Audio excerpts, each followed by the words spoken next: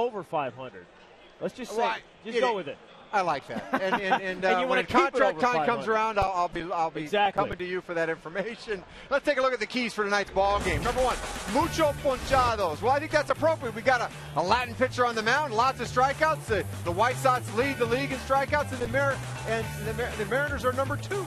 And I think with Noesi having the stuff he had his last turn, could be a lot of big fans being turned on. Adam Dunn leading the way. So I expect a lot of strikeouts tonight. Number 2, a worn-out welcome. Well, that's what the White Sox have done. The Mariners go back to 2010. They've won 16 of the last 19 outings, and one of the big troublemakers is that Paul Konerko. You know, he's coming up on 400 home runs. He's having a great start to the season, hitting 370.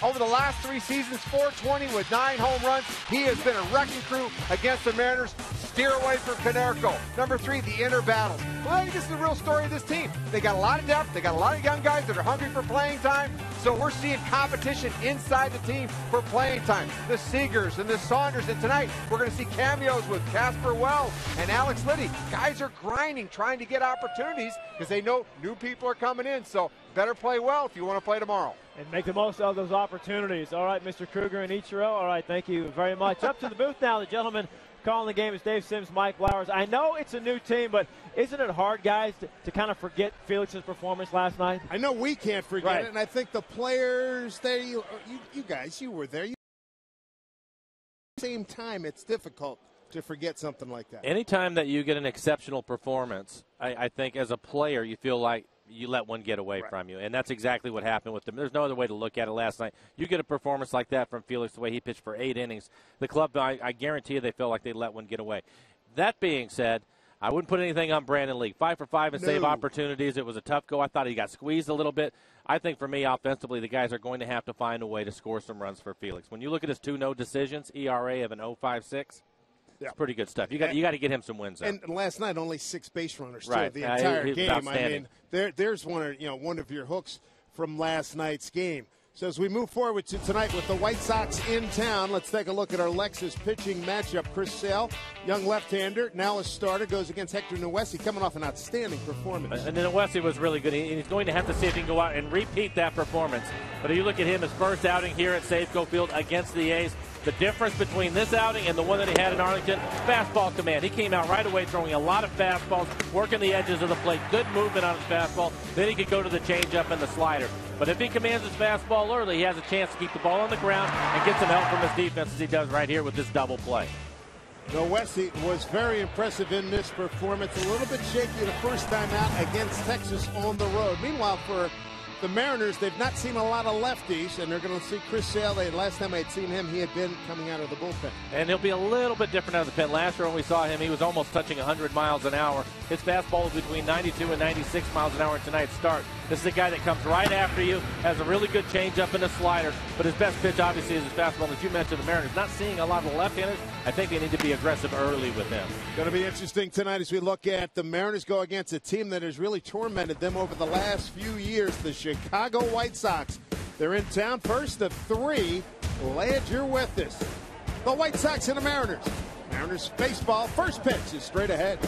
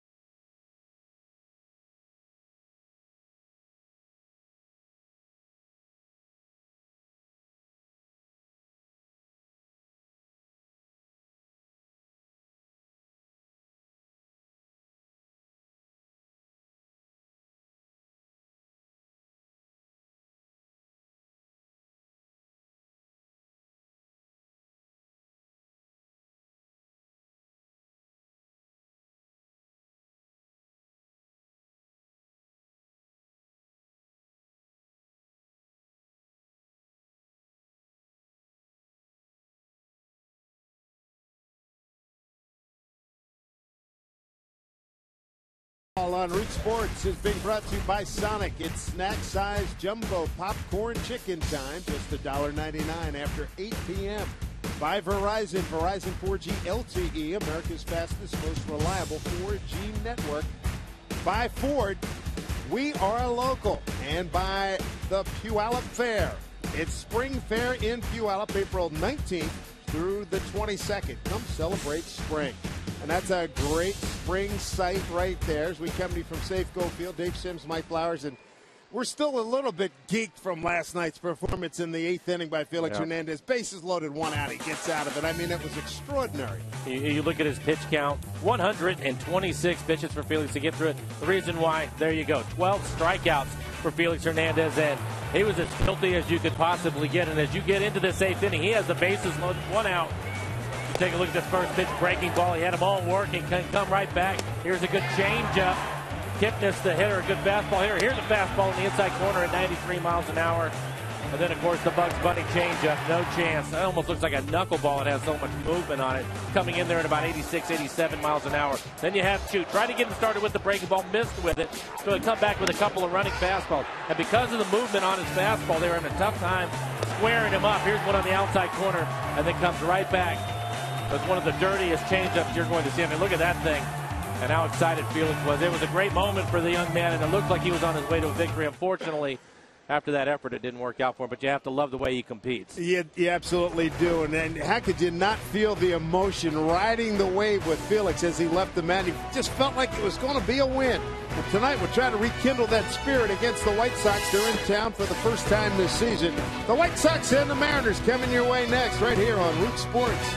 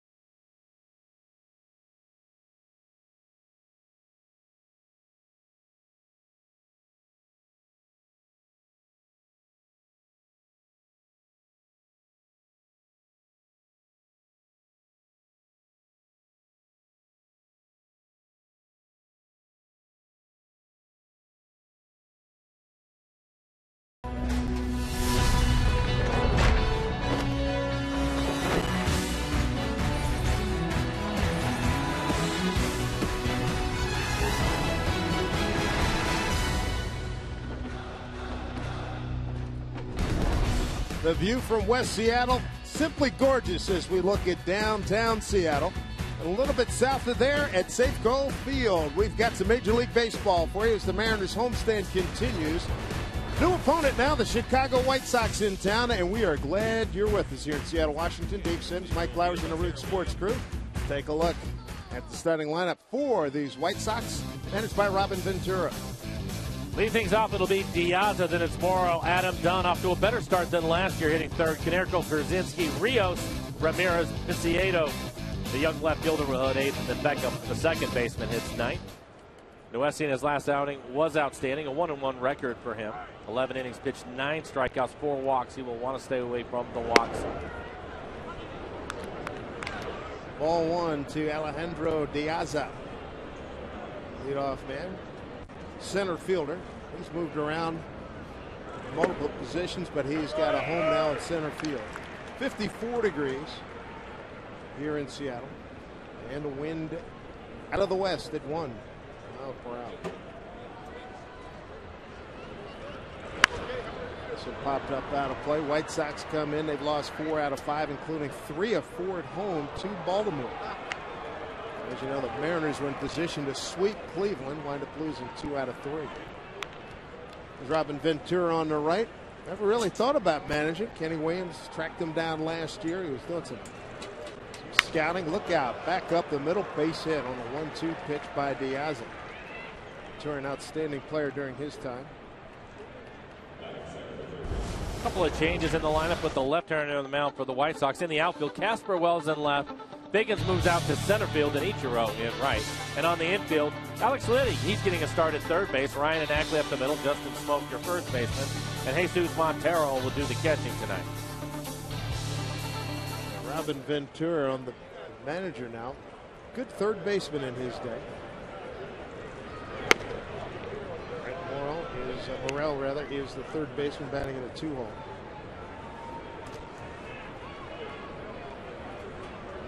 He's had a tough go of late, as you can see, through 11 games, hitting just a .03, 1 for his last 10.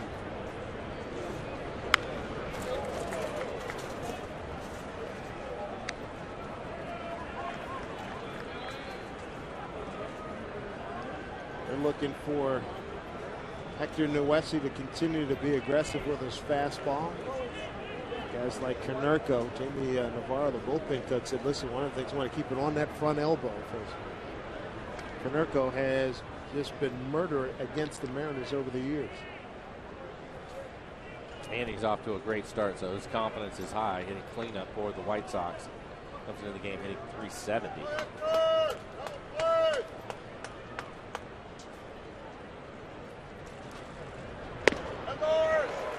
Oh, 2 strikes. Well, you got to believe if you're a pitcher, you watch what Felix did last night, a starting pitcher. You want to create the same kind of excitement and have the same kind of excellence Felix had last night. It was just remarkable. You certainly would like to have the type of command that he has. Try to matching the stuff that Felix had last night is next to impossible. That's the best. But throwing strikes and working ahead of hitters, Noesi has a great changeup. If he can throw his fastball for strikes and get to his changeup, he should be in good shape.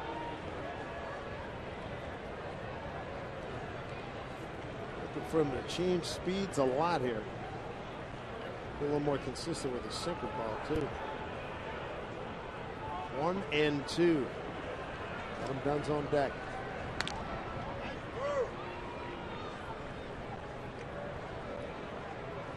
White Sox have done a little bit of running as a team. 7 out of 11.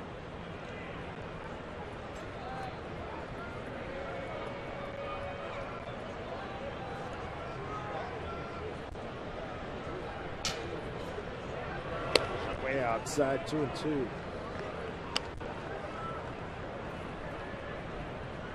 His last outing, he went 8 innings. Strong performance, 5 hits, no runs, 1 walk, 6 strikeouts. At Texas, 3+. Didn't have it. 6 hits, 7 runs, all earned. He's back on the 9th of April. 2-2. Runner goes. Pitch outside, thrown by Montero. Not in time. Still on base. Diaza, his second of the season.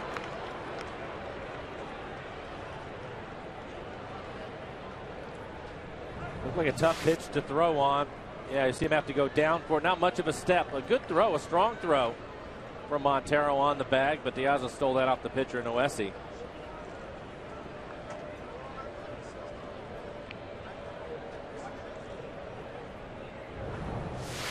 Look at this White Sox lineup. They have 3 left-handed hitters, 6 righties in the lineup. I think his slider, Noesi's slider, is going to have to be a big pitch for him today. And the few that he's thrown, he's missed wide of the plate. Payoff pitch here. Foul back.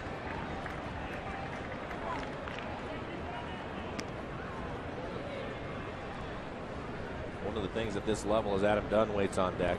That'll kill you as a starter, is if those guys sitting on the bench are taking a good look at Noesi. If they can start eliminating pitches because you don't have the ability to throw them for strikes, you're in trouble. Just throwing fastballs to this lineup I don't think is going to work.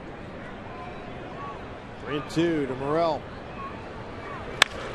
Line down the right field line, foul.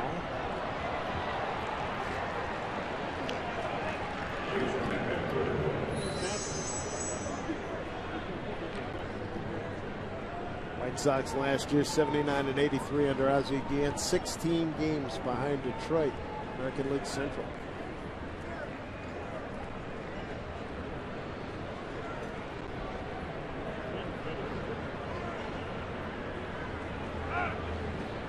Home plate umpire Ted Barrett, Brian Runge at first, Marvin Hudson at second, Tim McClelland at third.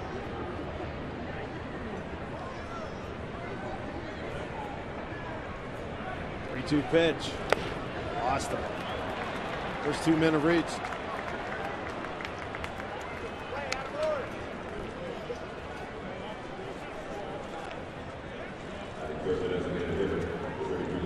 I'm going to bring up Adam Dunn. Let's see. Make that Montero go through the defensive side. There's Adam Dunn. Early last year, appendicitis. Came back early and never really found his stroke. Had a terrible year for him. 159, 11 home runs and 42 runs batted in. Says he feels great. He's got the stroke back. 222 while not going to win any batting titles. It's a lot better than he was last year at this time.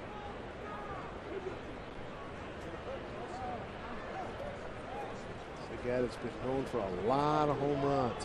Big at bat here. He has 1 home run so far this year. That was on opening day.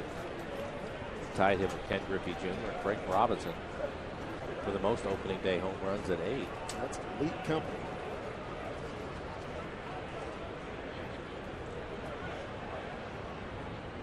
He's had a terrific career run of 40 or more home runs. Goes the other way down the line. A lot of trouble. A lot of trouble. Scores.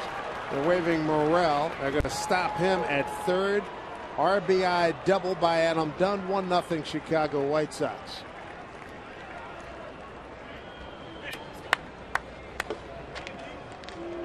So Dunn goes with the pitch, picks up an RBI, his 8th of the season. And he gets a 92-mile-an-hour fastball. It's on the outside corner, and he just flips it down the line in left field. Noesi right now is in a lot of trouble. He's already thrown 16 pitches. Has yet to record an out. He's given up a run. You have guys in scoring position, and probably the one guy I know for me and you, Dave, over the last 4 or 5 years that has hurt the Mariners the most, Paul Konerko on deck. And a lot of times you think you can just pitch around him with a base open. But A.J. Pierzynski, one of the hotter hitters in the league, he's hitting 400 with 4 home runs hitting behind Konerko.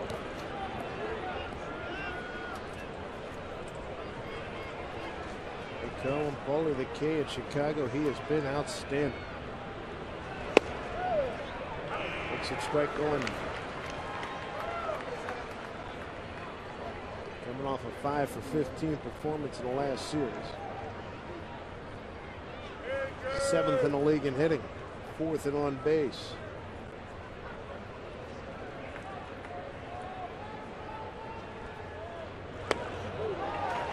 1-2. That's a good looking slider from Noesi.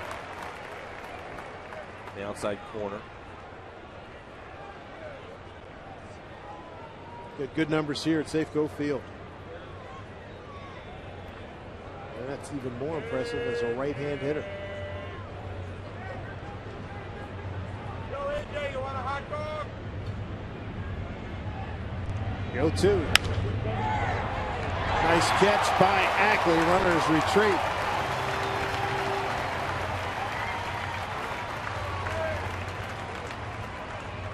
First out. A little bit of an emergency hack pitch away from him, probably borderline whether it was on the plate. Dustin Ackley showing that he is a good athlete. One out, runners at second and third for A.J. Przinsky. We'll talk about hot. Last series against Baltimore, 7 for 11, couple home runs, 4 runs batted in, and 2 runs scored. 2 weeks into the season, leads the American League in slugging percentage, .829.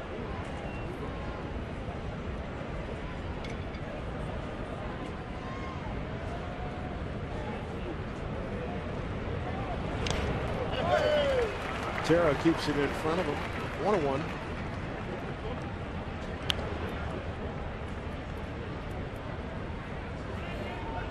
Not want to give these guys too much of an opportunity. Since 2010, the White Sox are 16-3 against the Mariners, and last year went 7-2.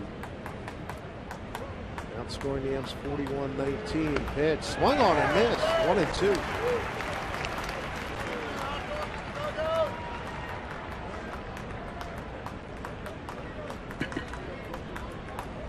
Starters know right away when they're done pitching, they look who they're going to get next, and they typically know the guys in the lineup that could hurt them and who they want to stay away from. But advanced scouting reports are critical. We talked about Przinsky being hot.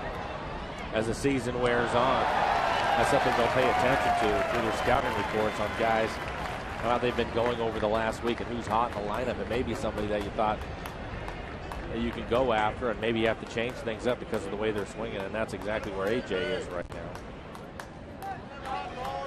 1-2 strikes to Przinsky, the catcher, for the White Sox, with 1 out, runners at second and third, and AJ calls time.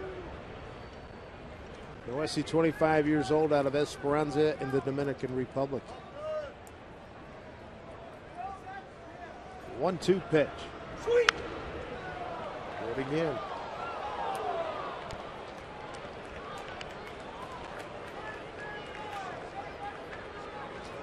Brent Morel at third, Adam Dunn at second. His 6th double on the team, on the season, which leads the team.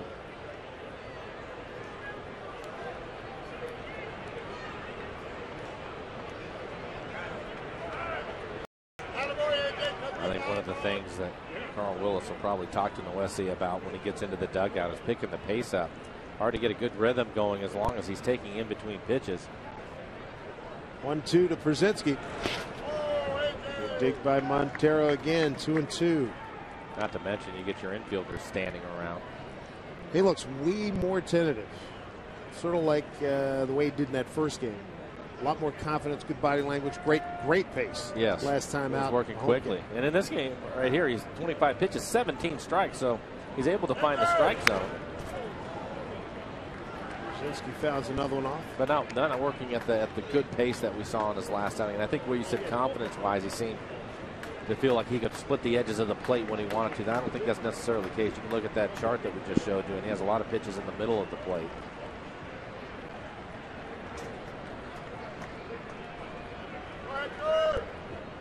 Trying to limit damage here, 2-2. Missed. Full count. On deck is Alex Rios.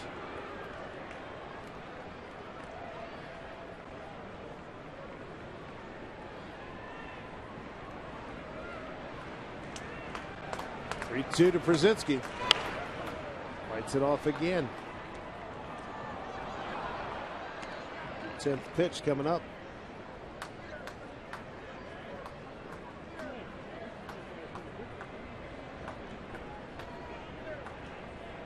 I hope a young pitcher can stay mentally tough in a situation like this, coming right out of the gate. And runners at second and third, 1 out, and a 1-0 deficit. Breaking ball popped out of play. What a battle.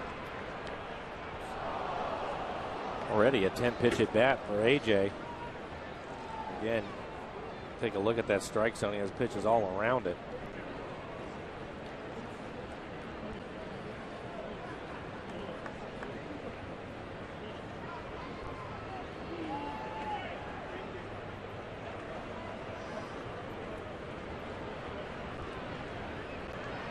John McEwing, the third base coach. Back to Brent Morel. Here's the pitch. Way inside, and they're loaded up with 1 out. Second walk by Noesi.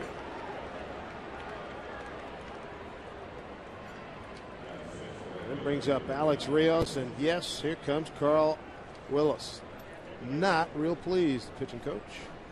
Well, we'll see if he picks the pace up after Carl has his conversation with Noesi. I think the other reason why he's going out there, give him a little bit of a break.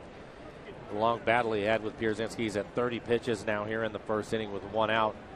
The bases loaded. I think Carl just doesn't want it to get away from him right now. Have him concentrate. Let him know. You're 1 ground ball away from walking out of here, giving up just the 1 run. Double play will help you out. 11 pitch walk to Pierzynski.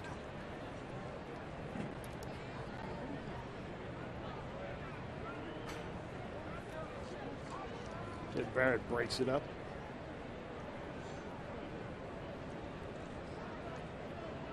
Mariners across the infield, Liddy, Ryan, Ackley, and Smoke with Wells, Figgins, and Ichiro in the outfield. Montero behind the plate. Here's Alex Rios. A lot more comfortable in right field. He had 227, 13 homers, 44 runs batted in last season. Good start here at 286. Ball 1.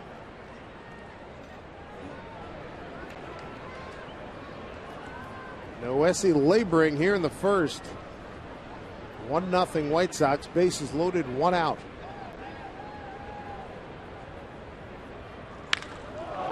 Driven deep to center field. Figgins giving chase. He gets under it. Morel will score. Dunn holds.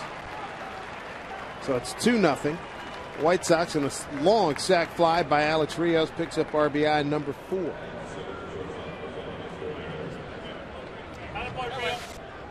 Rios off to a solid start. Gets a fastball middle away. Gives it a good ride into center field. Figgins is able to track it down.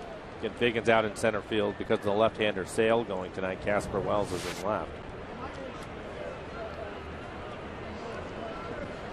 Since runners at second and third, Adam Dunn. He's at second. Make that first and second, beg your pardon. Adam Dunn at second, and at first, A.J. Pierzynski. A tough hitter in Alexi Ramirez. He too off to a good start at 295. That's a strike 1. He's got some pop too. 15 homers, 70 ribbies last year. One of the things we know about Ramirez, he's an aggressive hitter. He likes the fastball middle in.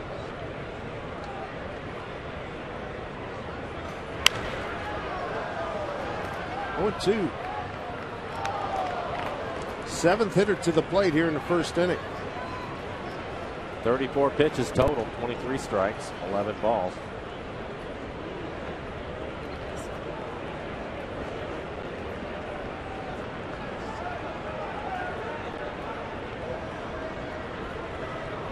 The 0-2 to Ramirez with 2 out, 2 on.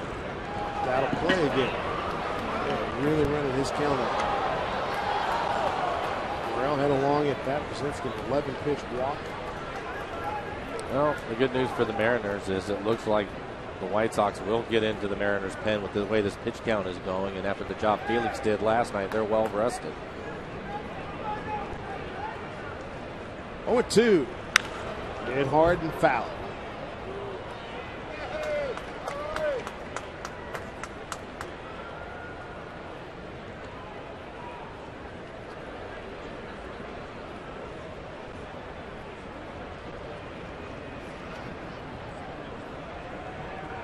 Mariners 1-5 against the Sox here at Safeco last season. 1-2 in Chicago. The 0-2. Another chopper foul.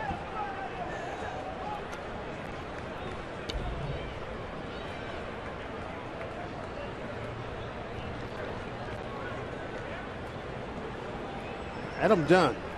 RBI double. He's at second. Pierzynski is at first. The 0-2. Struck him out. A lot of pitches. 38 pitches for Noesi in the first inning. Sox scored twice and lead 2. Mariners coming to bat.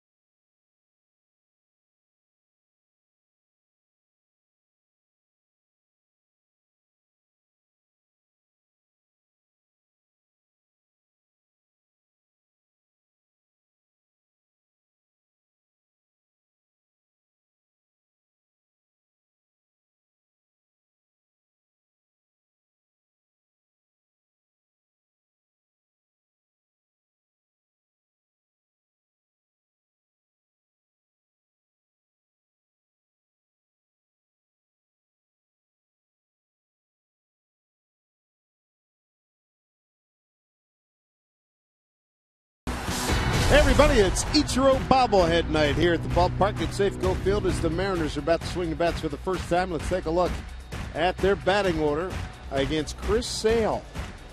Different look for Eric Wedge in his batting order against the hard-throwing left-hander. It'll be Figgins, Ackley, and Ichiro. That doesn't change. Guys leading off. And it's Smoke Montero hitting fifth tonight. Olivo, the DH, hitting sixth. And it's Liddy, Wells, and Brendan Ryan hitting ninth.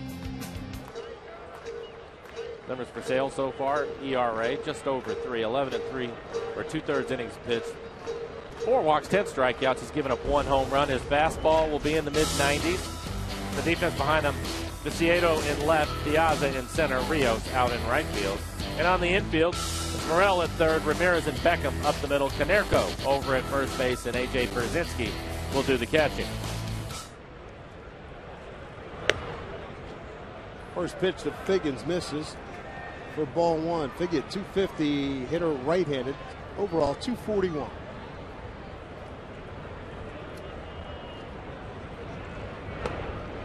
So pitch down low, 2-0. Figgins 0 for 4 last night. Mariners just 6 base runners. Such is baseball. Boy, that was tough. Had a 1-0 lead, couldn't build on it, wind up losing 2-1. Strike to Figgins. Occasionally tonight you might see Sale throw a cutter in there. He and Don Cooper, the pitching coach, have been working on that. Backhanded, booted, recovered by Ramirez. High throw. Figgins is aboard.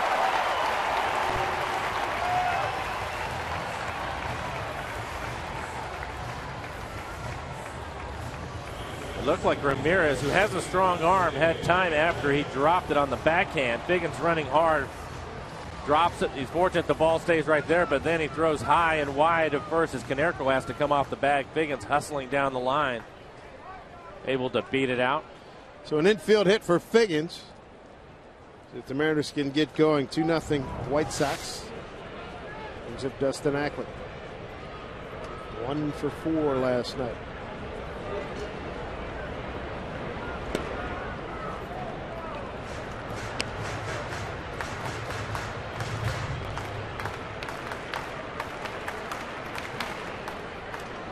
Ackley 0 for 1 against Chris Sale.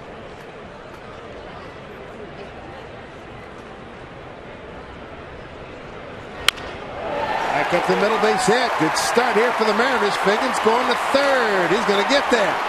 Never even thought about hesitating. He was in full throttle. First and third Mariners here in the first inning.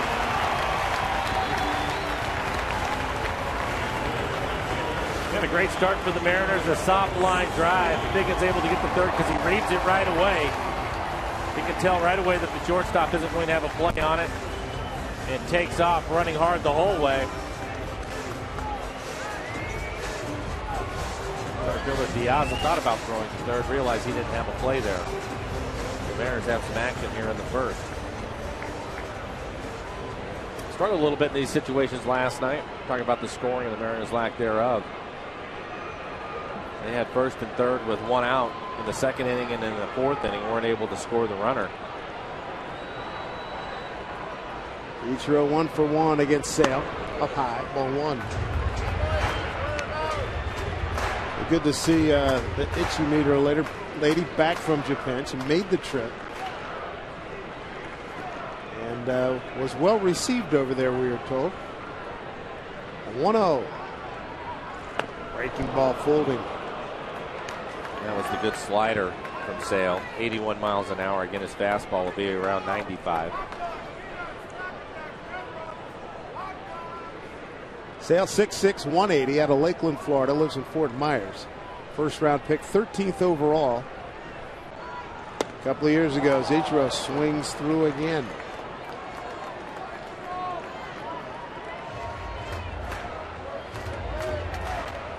Ichiro bobblehead night. This young guy is happy. Let's see if Ichiro can get a base hit, pick up a run. 1-2 with Ackley at first, Figgins at third. Breaking ball. Fouled off.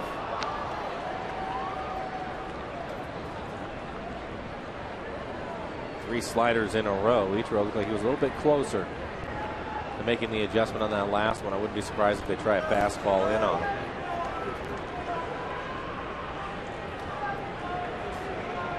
1-2 to Ichiro, throw to first. White Sox to have their infield back. Trying to turn a double play, so they'll give up a run to try to get 2 outs. Ichiro still difficult to double up.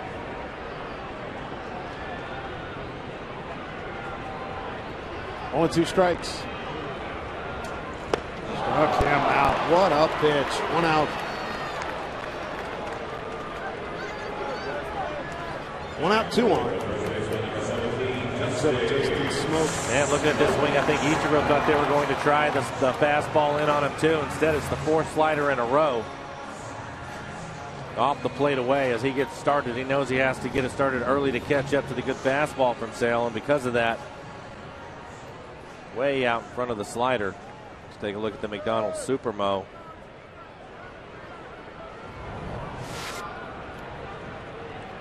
There's Smoke, 0 for 4 last night. A couple of strikeouts.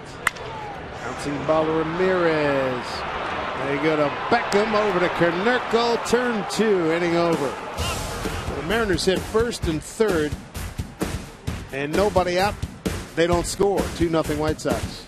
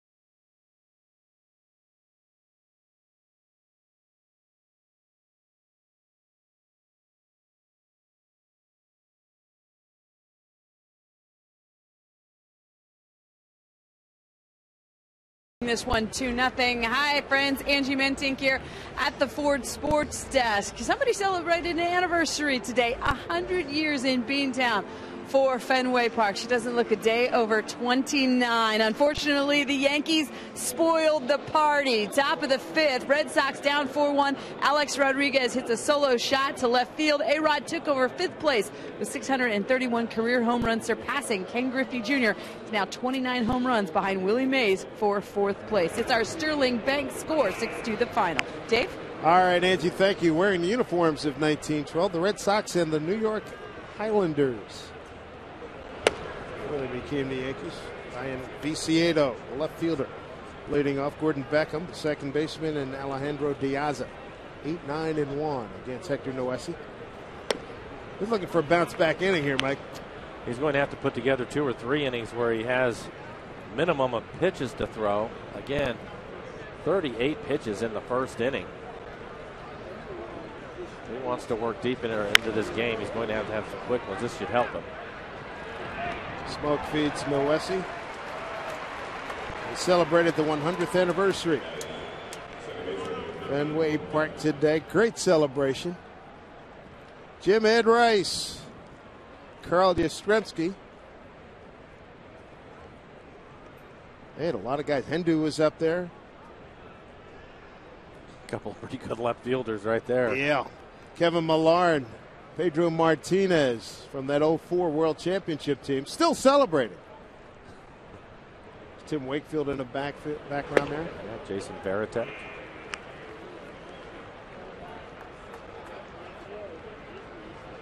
Yankees take them out, though. 6-2, slow start for the Red Sox. Red Sox, last place in the American League East. Dave Valley, who spent some time with the Red Sox, he's there. Dave Henderson, he was there. They had to leave to come to a function here at the ballpark to watch the first few minutes of it. It's pretty cool. All of a sudden, you just see guys appearing in their uniform, in the position that they played. Bill Buckner ran out to a great ovation. Jim Rice in left field. Bobby Doerr and Johnny Pesky were down at the dugout. They are getting up there in age, but it's good to see them. Jim Lonborg from the 86, Veritek and Wakefield. They wheeled out Pesky and Bobby Doerr.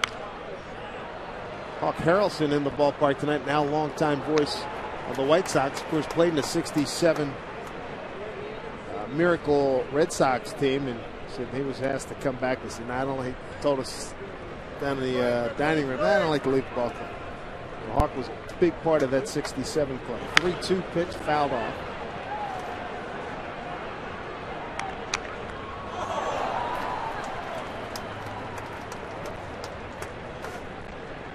Diaz on deck. Mariners have just two games in Fenway Park this season. Red Sox will come here twice for a total of 7 games.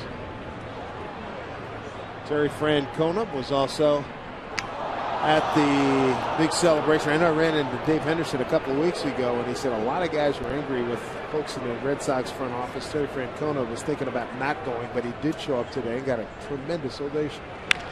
As it should. Slicing drive into the gap. Off the bat of Beckham. Here's the throw by Figgins. It's cut off. A double for Beckham with 1 out in the second.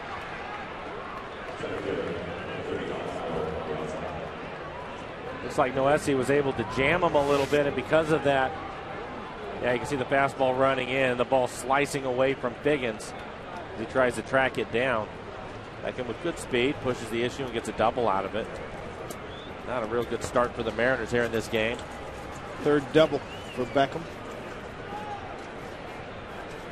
50 pitches now for Noesi. The Mariners, first and third situation in the bottom of the first, and weren't able to score with nobody out. Whoa. Up and into Diaza. Got a base hit to center, stole second, and scored on the Adam Dunn double in the first inning.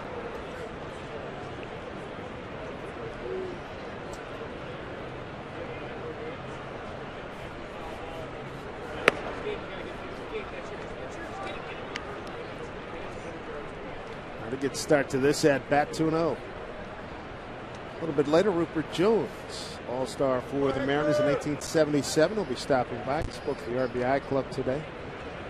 Here at the Terrace Club, he was outstanding.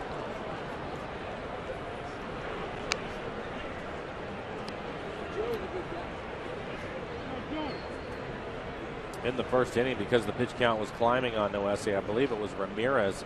He was already getting loose in the first. Good looking bunt. Put it in your pocket. No chance. 2 for 2 for Diaza. To third goes Beckham.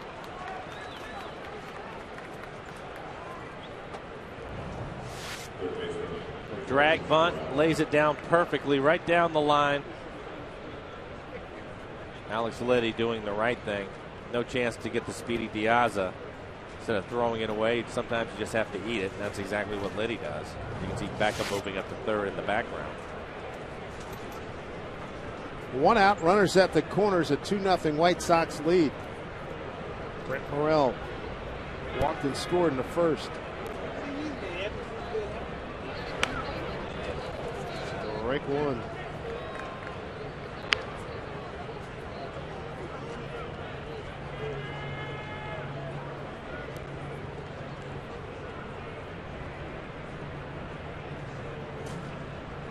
Two runs, 4 hits, no errors for the White Sox. No runs, 2 hits, and no errors for the Mariners.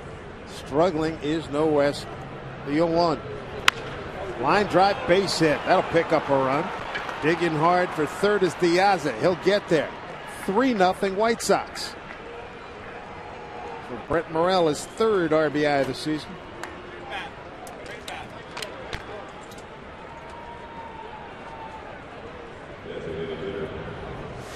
And everybody just switches places. Carl Willis coming out of the dugout to have a conversation with Noesi. Again, another inside-out swing. Soft line drive into right field. Piazza with great speed. Ichiro no chance to keep him from going to third. And Mike, the numbers are getting ugly. Yeah. 56 pitches they get. 1 out. Erasmo Ramirez getting up again. He was up in the first, and now he'll try to get loose as quickly as he can. And Wesley, for me, watching him pitch, for him to be effective, he has to throw strikes early, and he has to be down in the zone. And he's been able to throw strikes, 56 pitches, 38 of them for strikes.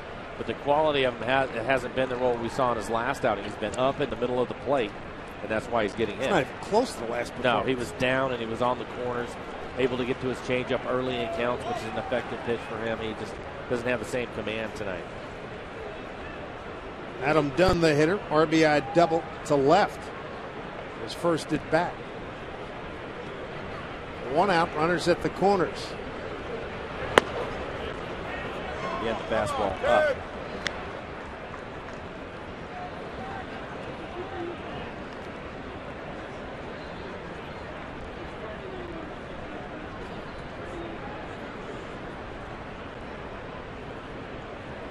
Pitch to Dunn. High drive, way back. Figgins on the track, watching this one. Get out of here, a 3-run homer for Adam Dunn. My goodness, he gave that one a ride. Wow, what a shot. His second home run of the season. His 4th RBI of the day, gives him 11, and here comes Eric Wedge up the steps. That's going to do it for Noesi. Wow. Adam Dunn wasn't kidding when he said he's got it back. A fastball, dead center, middle of the plate. Again, belt high. Not a place where Noesi's going to make a living in this league as Figgins goes back. He'll make a jump. It's the back fence, just over the fence. Towering home run out to right center field. Short evening for Hector Noesi, and the Mariners find themselves in a deep hole. Only in the 2nd inning, 6-0 Sox.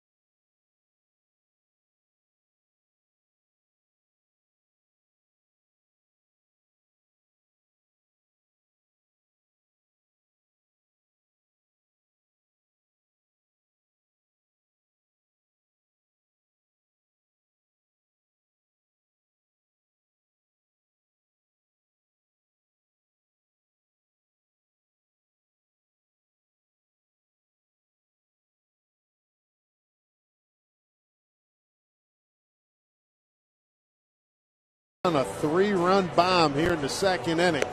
As some of the clouds are parting, allowing some sunlight to come in here, giving some nice reflections, nice colors. Here coming up on 8 o'clock Pacific time.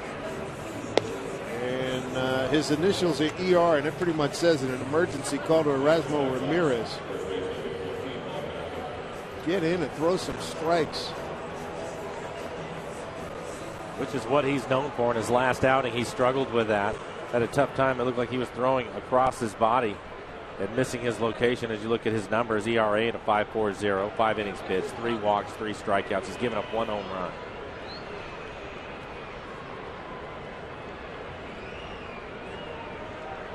first hitter. Mr. Ramirez is Mr. Paul Konerko. Line drive right to Ackman. Out number 2.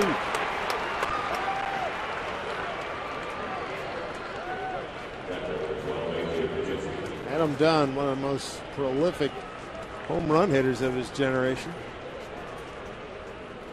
That home run is his second of the season, number 367 of his career.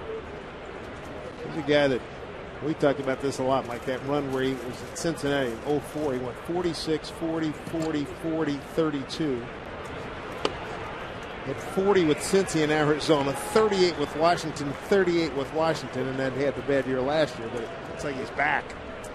Well, I think a couple of things for him. One, he's healthy, and two, he knows the league now. So I would suspect that those numbers will go right back up there again. All those prodigious numbers were in the National League with Cincinnati. He was with Ken Griffey Jr. there for a while. Jr. called him an absolutely great teammate, and the feeling is mutual. Look at his RBIs, too. Closing in on 1,000. 0-2 to Brzezinski. It's hit hard. Nice stop by Ryan. Got a chance to throw out A.J. Nice dig by Smoke. Fine play. Both ends, but damage aplenty as Adam Dunn hits a 3-run homer. Morella driven in a run as well. It's 6-0 White Sox.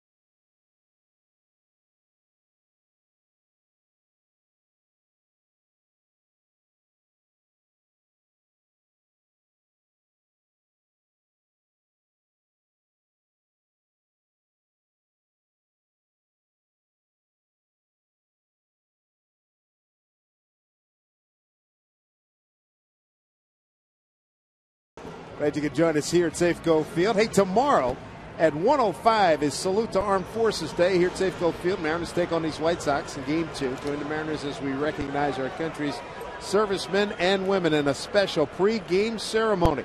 After the game, 20,000 fans are going to get a commemorative military coin courtesy of Boeing. Get your tickets at mariners.com. Got one of those coins in my hand right now, and it's a beauty. Mariners need a response offensively. Montero, Olivo, Liddy, 5, 6, and 7 against Chris Sale. What a difference between the two starters. Sale throwing 12 pitches in the first compared to the 38 of Noesi. Noesi now out of the game. Mariners had an opportunity in the first inning to pick up a run, weren't able to do it. Something that Eric Wedge had addressed after the game last night. The job that Felix had done. And he said, look, offensively, we have to do a better job in those situations, first and third and less than 2 outs. And they start the game with nobody out in a first and third situation. They can't pick it up. Went back and looked at the scorebook this morning, saw 6 base runners. That's very disconcerting last night. 6 base runners. The other way, and foul. How tough is it picking up a guy like Sale? I mean, he's all arms, all legs. He's 6'6", I mean, obviously for lefties, it's got to be murdered. Left-handers are not having a good day today. That's going to be a long one for them. But the righty should be able to pick it up. The hard part with him is because he's tall, and you can see him throw across his body. It's about the angles as he ground ball from Montero to third. Morel handles it. But it's the angles that he throws at, and the fastball inside can cause some problems for the right-handed hitters. Take a look at the windup from Sale. Again, 6'6", 6'7", throwing across his body. That's the reason why he's brutal on left-handers. But at 95 miles an hour, throwing back across his body, you can see the angle as they try to go inside on Montero with this fastball. And it looks like it's out over the plate. That one stayed out there, but if he gets it in, it goes back to that cutter you were talking about. He'll live on the thumbs of some right-handed hitters. 0-1 to Olivo, DHing tonight. And Don Cooper said, saw him throw about 6 cutters in the bullpen in the his last bullpen session. He said, this is pretty good. Just a matter of getting some look out, getting some confidence. He said, there's 6 of them, 2 of them are really good. He said, we can work with that. We're going to start gradually adding him in as he goes along. 0-2 to Olivo.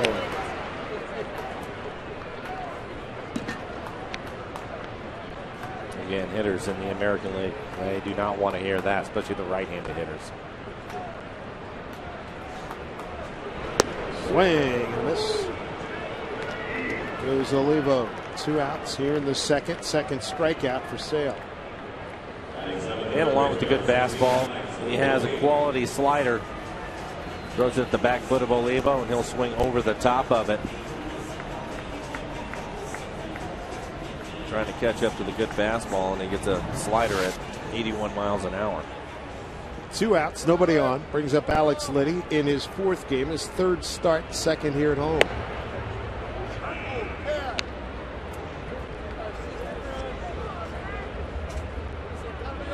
Man from San Remo, Italy. Talking to the coaches today, Mariners are taking infield the old-fashioned way, and I was asking who takes the most when you're not doing infield. Who takes the most ground balls in a team? He said Liddy and Kawasaki, a couple of guys that are not playing every day, so they want to take a little extra. They take more than they.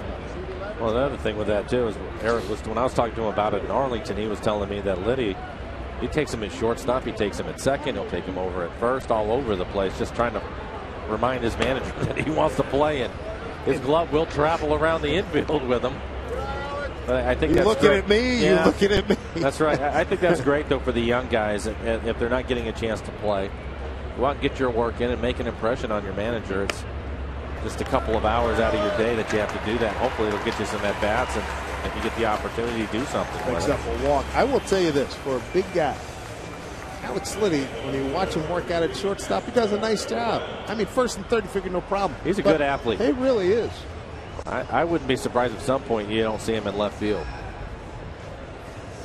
I think he runs well. He's a good athlete. If they need to get his bat in the lineup one way or the other, yep. I think there's some things that he can do to help himself out going into the outfield. Might be an option. There's Casper Wells. He is desperate to get going. Another guy we saw in spring training. I think you saw him a few times. Vinny Capricella plays at third, played outfield last year. Again, the whole versatility thing too lends itself nicely to what the Mariners are trying to build with. 0-1. Right field, backing up Rios on the track. It's off the fence. Liddy to third, digging for a double as Wells. He's in safely. Casper Wells with a 2-out double. The Mariners have runners at second and third. And a good swing from Casper Wells. He gets a fastball at 93 miles an hour. He gets it up, out over the plate, able to throw the barrel at it. Solid line drive. Rios wasn't able to get back in time. As you can see, it hit off the padding out in right. Trying to go inside, leaves it out over the plate. Casper makes him pay for it with a double. First double. Chance here for Brendan Ryan. 2 on, 2 out. Third hit tonight for the Mariners. First inning threat erased on a double play. Popped up. No play for Brzezinski.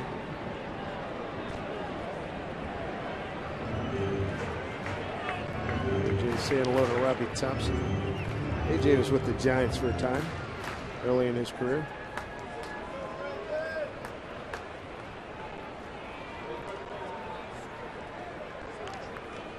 Brendan Ryan 0 for 3 last night. Going to pick up a couple of runs here with a base hit.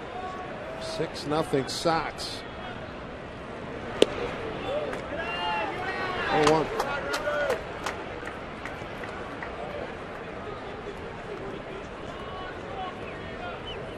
Liddy at third, Wells at second.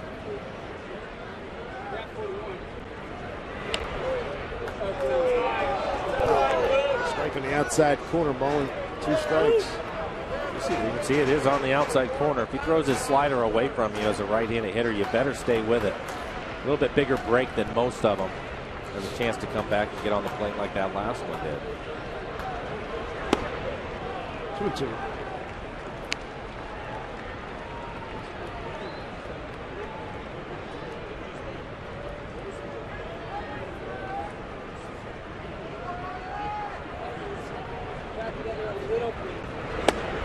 They hold, they check, he went, says Brian Runge. Ryan can't believe it. Strikes out, leaving 2 on. To the third we go, a 6-0 lead for Chicago.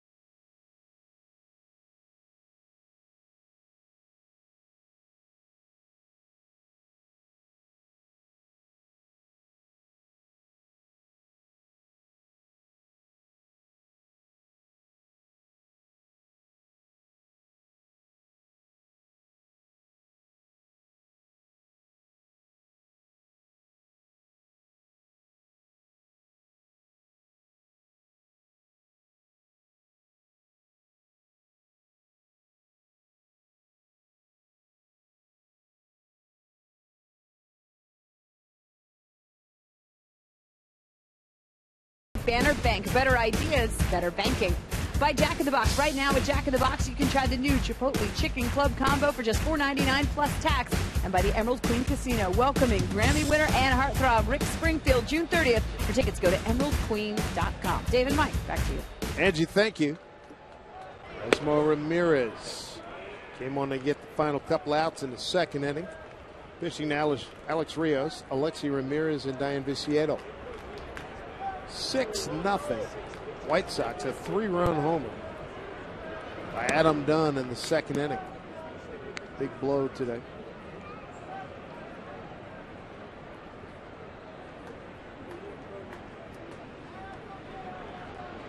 Rios a lot more comfortable in right field. Came over from Toronto. They had him in center field, but it's working out much better in right field. He's off to a decent start. And a sacrifice fly in the first inning. 4th RBI.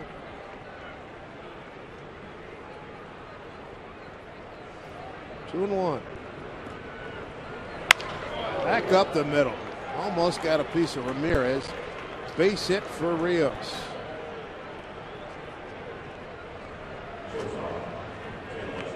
They'll bring up Alexi Ramirez, outstanding shortstop. He struck out last time up.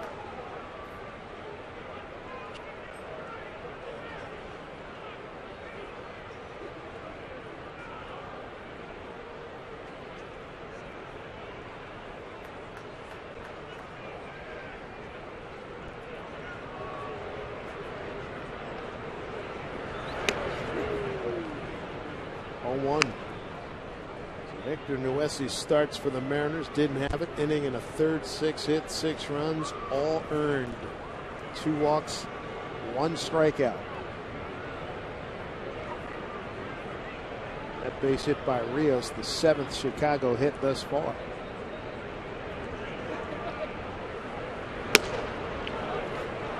Now Ramirez falls behind 2-0. This is something that Eric Wedge and Carl Willis will keep an eye on. Ramirez in the game.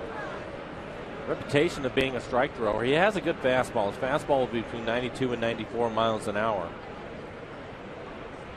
For the young man, they want to see him work ahead in counts as he falls behind Ramirez here. He's in trouble, 3-0. On deck hitter.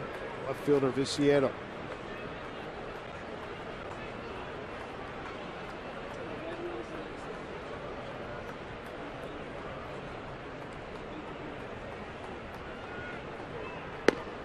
Taken all away. There's strike 3-1. A number of guys out in the pen tonight that are going to get an opportunity to work. And I think one of the things they have to understand, Dave, is for Eric Wedge, he's still trying to figure out what these guys can do and where to put them in their spots. Chance for 2. Ackley and Ryan coming across the back, throws out Ramirez. They get 2 for the price of 1. Thank you, Ernie Harwell. And that'll help, but he needs to gain confidence in some of the guys out there. He knows that Will Helmsley can pitch in the 8th. Brandon League is going to close it for him in the 9th, but who are the guys that get the ball to them? He's still trying to figure that out. So the guys are going to get some opportunities to pitch today, as you see Ackley and Brendan Ryan turn the double play. And I think that's something that Eric Wedge wants to see a lot more of from Ramirez. The guy's hitting the ball on the ground. One guy we have not seen yet is Iwakuma. I guess the manager's actions speak to everything you need to know about answering that question. Popped up, playable. Montero, Liddy calling him off. Look out. Holy mackerel. No harm, no foul, smiles. Best thing you can see after a play like that. Now, a late bail, but not good enough by Montero. Soft landing for Liddy. It worked out nicely.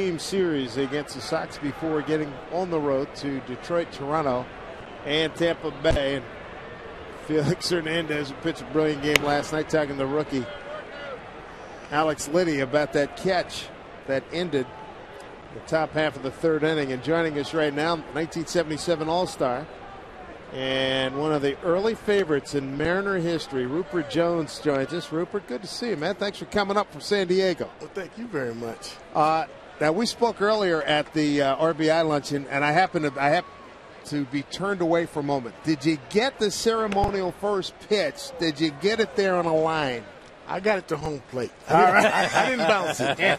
Because you said earlier today, Mike Cameron didn't set the bar too high, huh? No, he did. You know, I thought the guys upstairs had a great seat. Your seat is better. Oh, thank you, sir. Thank you. So here, let's take a look. Let's revisit. First pitch. Nice and easy. Yeah, baby.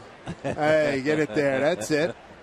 So you're living in San Diego. Tell the folks what you're doing these days. Well, I work for a third-party administrator, and our corporate office is in Austin, Texas. We work with government contractors, and basically we structure benefit plans for them, health and welfare, pension plans, and we also do third-party administration. So we have a very we operate in a very niche market. Okay, and so consequently, we do pretty good. All right. Give me some memories, your best memories of playing time here in Seattle as Figgins strikes out on a pretty good breaking ball. Well, my best times, I guess the time when I broke up Dennis Eckersley's no-hitter in 6th or 7th inning of Jiminy Christian, what year? 78, 79. I broke up Dennis Eckersley's no-hitters. And that's when he was trying to tie Johnny Vandermeer for back-to-back no-hitters. Which is I think one of the great unbreakable records in baseball, throwing back-to-back no-no. Well, truthfully, we had played them the week before he no-hitted the Angels. He no-hitted us for 9 innings. Oh, man. And we played 13 innings that night. No kidding. We didn't get a hit after the 3rd inning. And I got that hit, double. See, you tend to remember those milestones, right? Yes, I do. That's good stuff. I'm curious because we've talked about it a lot. But starting the season in 77, right out of the gates with Tanana and then Ryan. That's a rough way to go to get your season underway. I had no chance against Frank Tanana. He was hard back then, right? Oh, he was the most awesome pitcher I've ever faced. Yeah. He had great stuff. He had good curveball. He had an explosive fastball. And he had changeup. And he had great control. You know, people don't realize that, but he struck out 300 one year, and Nolan Ryan struck out 300 one year in the same year. Right. Okay, and Nolan Ryan was the number 2 starter, and he was the number 1 starter. Wow. How'd you do against Ryan? Not too much better. I like what you said today at the RBI luncheon, and you said you're not a big proponent of pitch counts, but you said what Nolan Ryan would have been out of there in the 4th inning in a lot of games, right? Oh, he'd been out in the 4th inning. He's thrown 100 pitches by the 4th inning. Yeah, but then he gets rolling, right? Well, he threw hard in the 8th inning than he did in the 1st inning.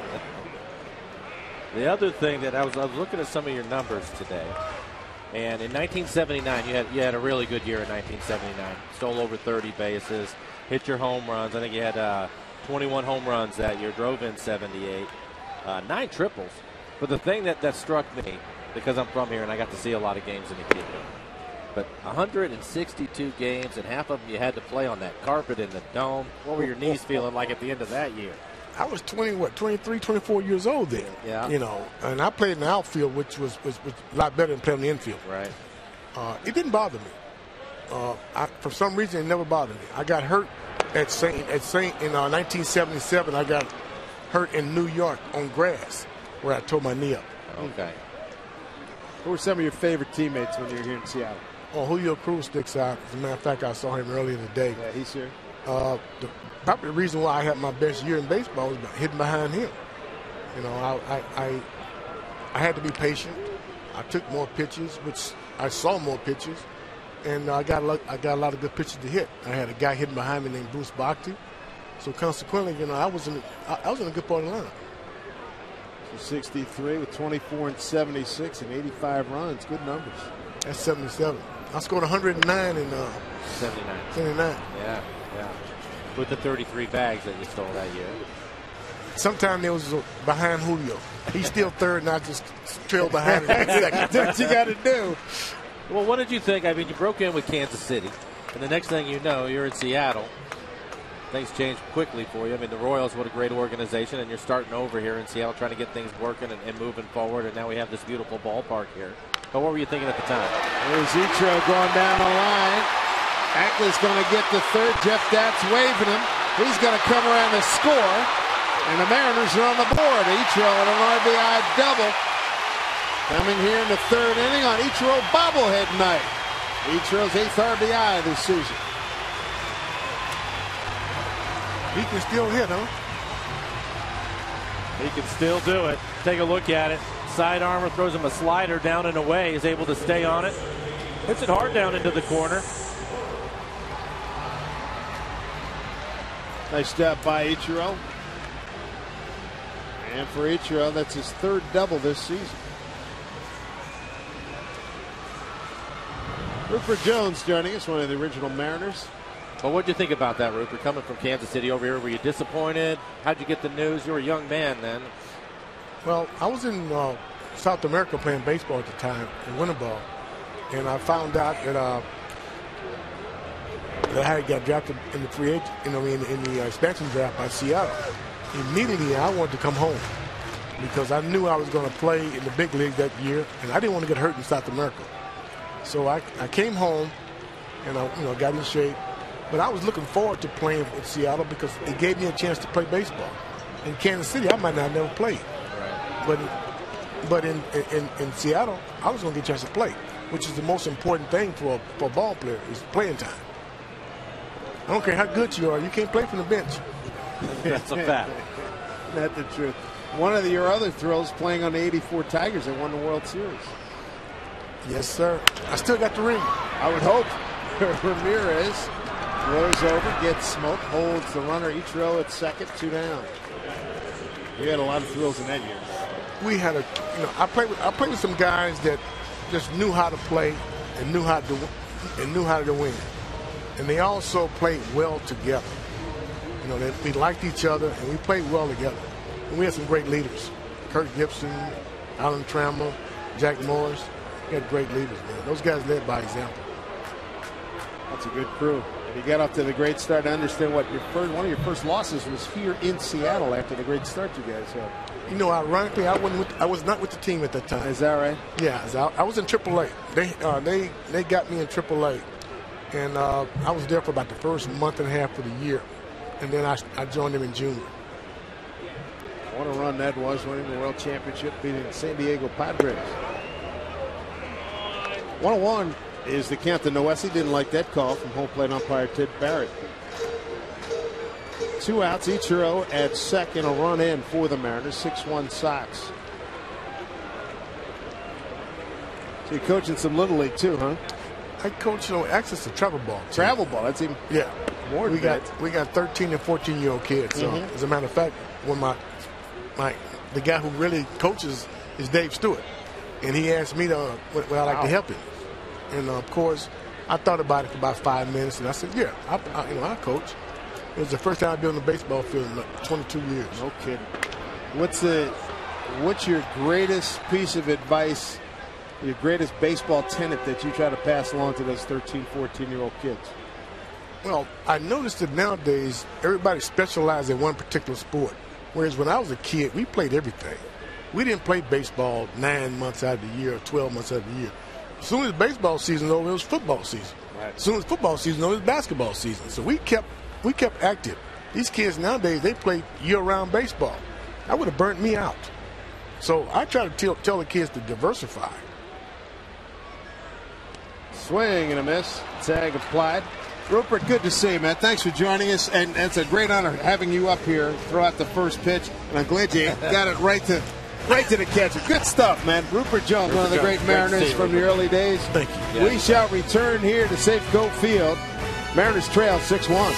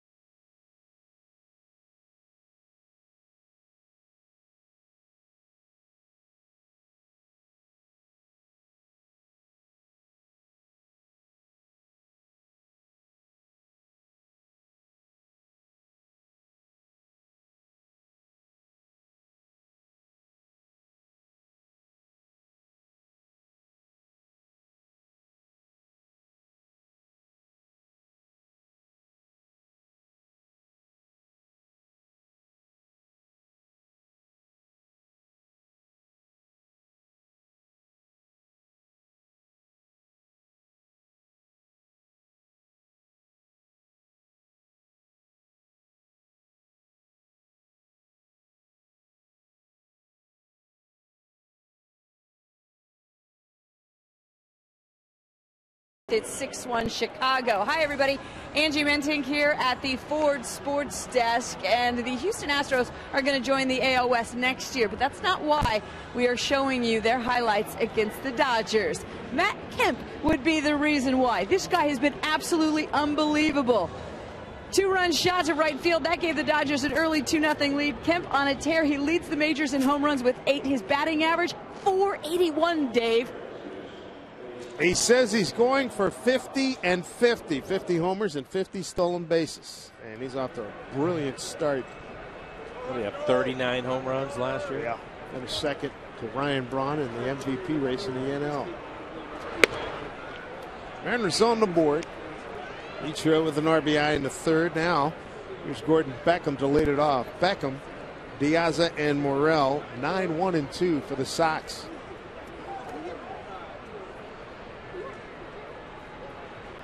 Osmo Ramirez continues. Got the last 2 outs of the second inning. Big double play helped him in the third.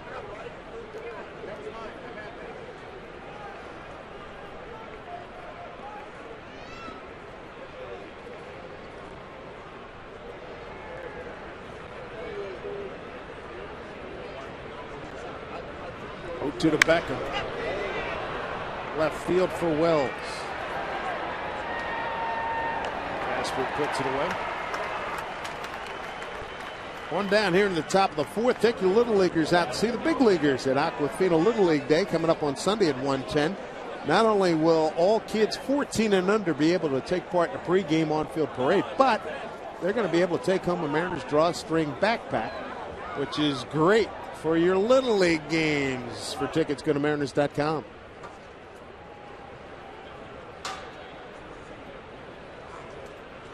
Saw Carlos Peguero in the parking lot this morning.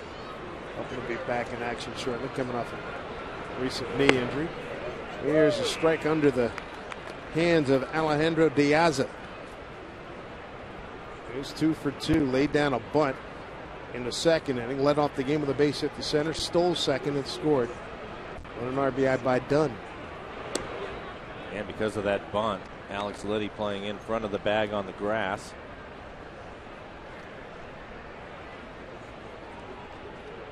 Counts at 1-1.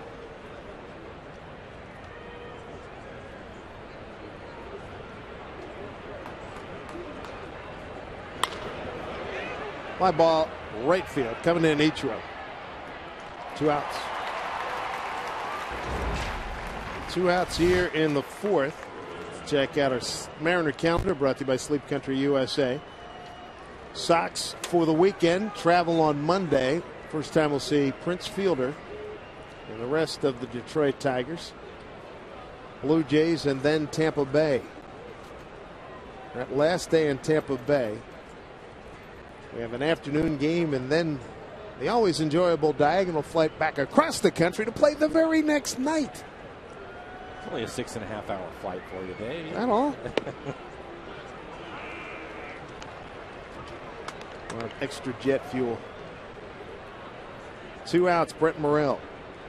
Walk, run scored. RBI single and a run scored. So he's done well so far.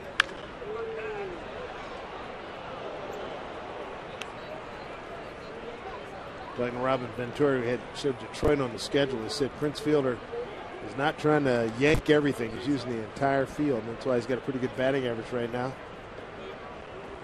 I think that's a smart way to go. Yep. Just get your hits early, get settled in. The home runs are going to come, especially for him.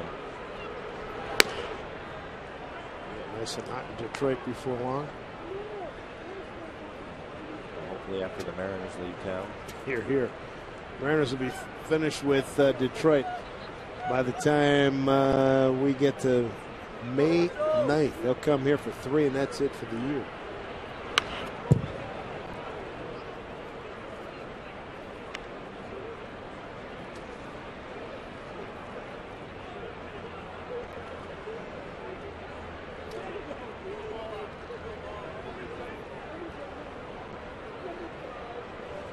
One and 2 to Morel.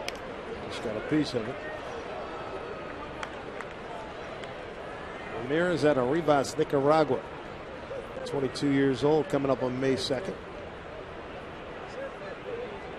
Undrafted free agent signed back in 07, September.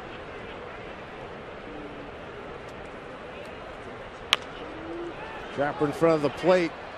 Ramirez, nice stretch by Smoke to complete the play. A 1, 2, 3, 4th inning. Nice play by Erasmo, hopping off that mound, making a nifty play. The Mariners will have Oliva, Liddy, and Wells when we come back.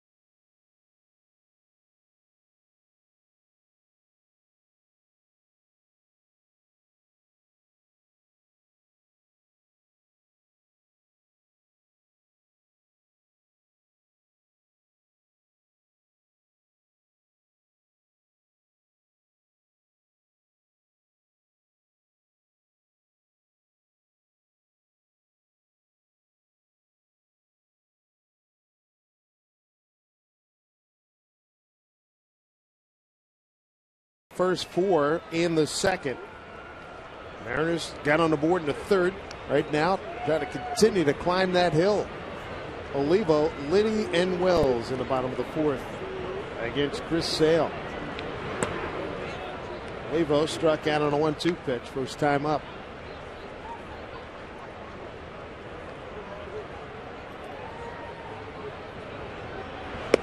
Big bender in there for a strike. White Sox with Morel, Ramirez, Beckham, and Konerko in the infield. Viciedo, Diaz, and Rios in the outfield with Brzezinski behind the plate. Outside. 2-1. Robin Ventura takes over. Ozzie Guillen, he left last few days of last season. And he's a Miami Marlins manager. I would say embattled only begins to describe his situation. Ventura's never managed anywhere, any level. He was surprised as anybody when Kenny Williams, the GM, said, yeah, I want to talk to you. And I'd like you to manage the club. Excuse me. And they had a long conversation, series of. They decided to take the job. And his inspirations are a couple of guys he played for, Bobby Valentine and Joe Torre. And he likes to take that Joe Torre approach. There's a line drive into the gap, but it's run down by Rios. Takes that Joe Torre approach where if he has to handle anything with the players, he does it behind closed doors and tries not to get too crazy out in the dugout or on the field here. So we take a look at our AT&T trivia question. And as we showed you earlier, Fenway Park 100th anniversary celebrated today. Who played the most games at Fenway Park? Dwight Evans, some good ones here. Bobby Doerr, Carl Yastrzemski, Ted Williams. Just a wild hunch. I do not know, but I'm going to go with Dwight Evans. I'm on board with you tonight. I'm going to go with Dwight Evans. Because he did not have any time interrupted by military services. Liddy hits one into the left center field gap. Cut off by Diaz. And a one-out base runner for the Mariners. Alex being aggressive, gets a fastball. Sure excited about the opportunity to play, and going to get his hacks in and hits it hard in the left center field. He had walked his first time up on a 3-1 pitch. To follow up on what you're saying about Kenny Williams hiring Robin Ventura, I think that says a lot because you just don't see guys that have no managerial experience. I'm not even sure that he coached in the minor leagues. No, he didn't. And for them to come at him and give him this job, or to ask him to take it, I think says a lot about who he is and his personality and what they're looking for as far as somebody to guide this club. Said he'd been away for 7 years, and he goes to spring training. It felt like he had missed anything. He goes back in and get the relationships with the guys, the game, and he says, hey, just a matter of managing personalities and that type of stuff. I remember I first met him via phone, Robin Ventura, when he was at Oklahoma State, and he was on an extraordinary hitting streak. He went beyond. That. Remember that he went beyond Joe DiMaggio's is 56. He went at 62-3, something like that. Yeah, and he was close to 70. I think. I remember when he was building on that streak, and I was doing talk radio in New York at WNBC. We had him on the phone. He was a nice guy. He was a good player. Good player for a long time in this league. Yep. White Sox, Mets, Yankees. Likes his pitching staff. 1987, that's what it was. 58-game hitting streak. Remember we called him up and said, hey, it's WNBC New York calling. I said, what are you talking to me for? Come on, it's a good story. I got 5 hours to fill. Leave me alone. I want to talk to you. Let's see if Casper Wills can build on his night. He had a double his first time up. It's a walk. Third walk by Sale. And the Mariners have one out, runners at first and second.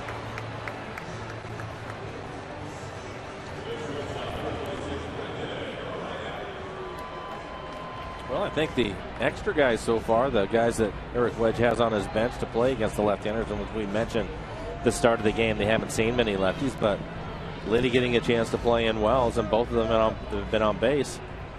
They've been on base 4 times, 2 walks, a couple of base hits, including the double for Wells. I look for an aggressive at bat from Mr. Ryan here. He was punched out on a check swing. Borderline call. He certainly disagreed with it. Can't say that I blame him for not being happy about it.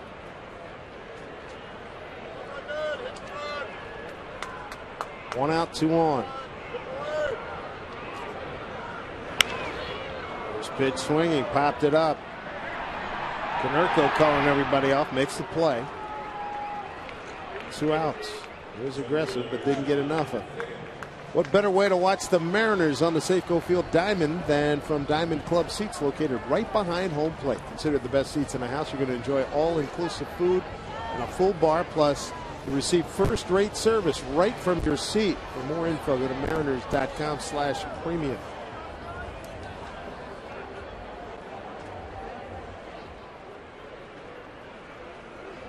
Two outs, top of the order. 2 on for the Mariners. Here's Sean Figgins. Infield hit and a strikeout.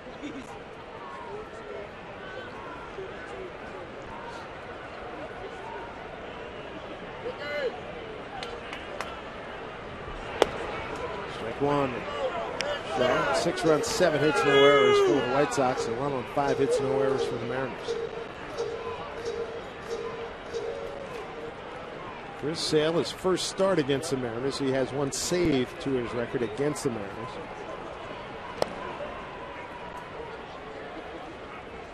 One and one.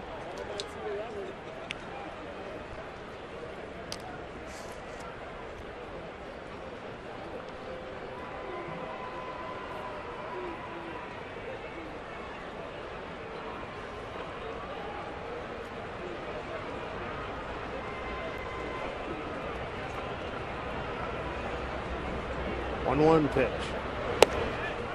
It's the way. 2 and 0. Higgins 1 for 3. Career against Sale now with the first inning base hit.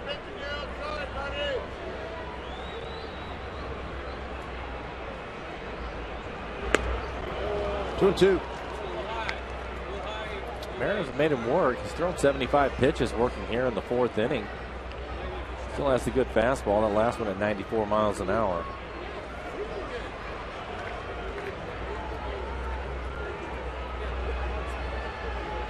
Lydian Wells on board. 2 and 2, 2 outs.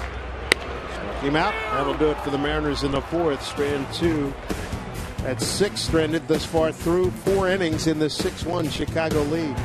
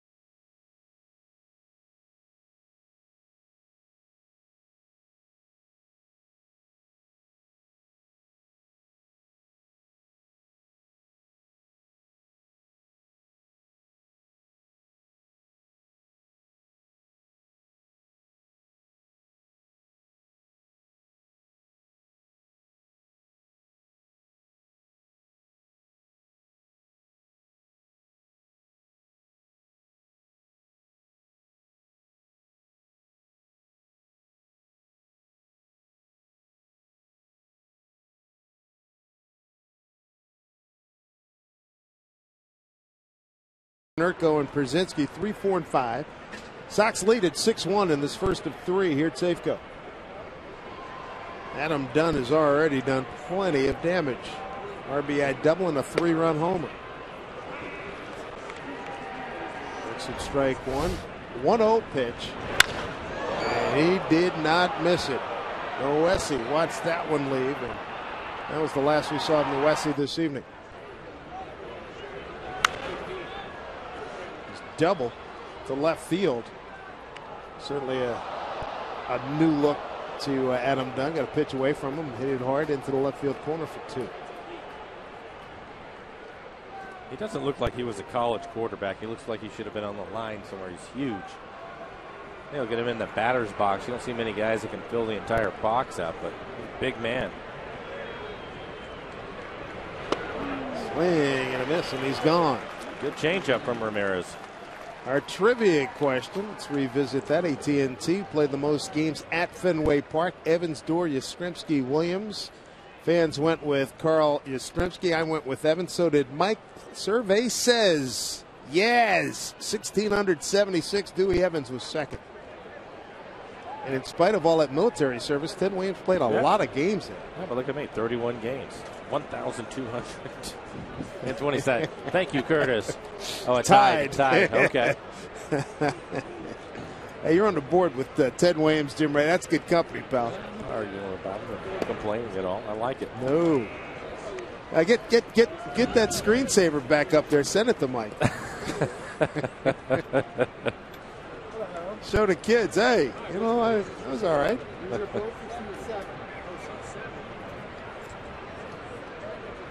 Here's Konerko 0 for 2, a soft liner and a hard liner.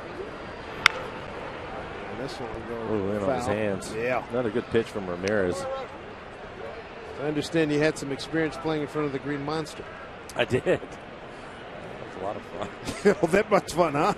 It wasn't bad. Okay. You know, it was actually kind of strange because from time to time when somebody would get hurt, Lou would move me from third and I'd go play in the outfield. Not a lot, but every now and then. That place was actually great because it feels when you get out there, it feels like that monster is right on the infield. I mean, I literally felt like I'm standing right behind the shortstop. Yeah. So basically, to play left field there, I just put that thing on my back and didn't worry about it. I came in on everything, and if it was over my head, it was ricocheting off that big wall. Exactly. The 0-2. Off his fist again. Ryan has it. And retires Konerko for the second out. Checking with Angie Mentic. Thanks, guys. I'm heading over to the senior circuit. Colorado Rockies taking on the Brewers. And here's something you don't see every day. Bottom of the fourth inning, Milwaukee center fielder Norishika Aoki hits one past Rockies left fielder Carlos Gonzalez Cargo, and he's off to the races. The inside the park home run. Brewers get on the board with just something you don't see all the time. 4-3 is the final. And by the way, guys, I don't know where I rank, but I played 2 games for the Colorado Silver Bullets at Fenway Park. How'd you do? Did you go deep? No, I did not go deep. Slap hitter, my friend, slap hitter. All right, Angie, thank you. 8 in a row retired by Ramirez. 2 outs here in the 5th for A.J. Przinsky. I forgot about that. I think I actually had a chance to see Angie play in Oakland. The Bullets were in Oakland one day. Masashi Iwakuma getting loose out in the Mariners' pen. Maybe he'll make his debut in this game tonight. Right now, Ramirez at 35 pitches. Got a few people asking about Iwakuma. There he is.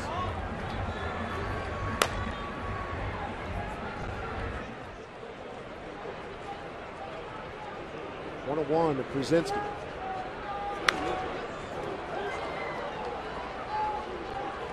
Two runs in the first, 4 in the second for the White Sox. Mariners run coming on an Ichiro 1 out double in the third. 6-1 Chicago.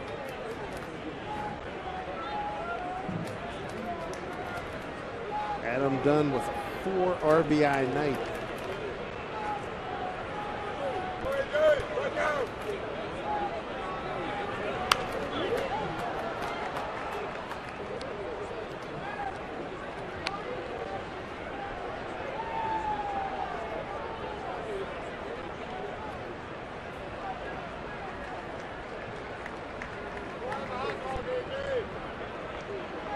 Candy.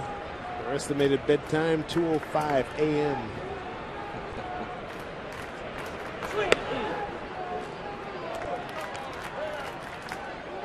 Two. They're not messing around. Yeah, they're getting right after it. You got a stopwatch on this or what? Somewhere Dennis is smiling broadly. 2-2. Reached out, tapped it back to the pitcher. Good inning for Erasmo Ramirez. 9 in a row retired. Home 5th coming up. 2-3-4. Ackley, Ichiro, and smoked upon our return.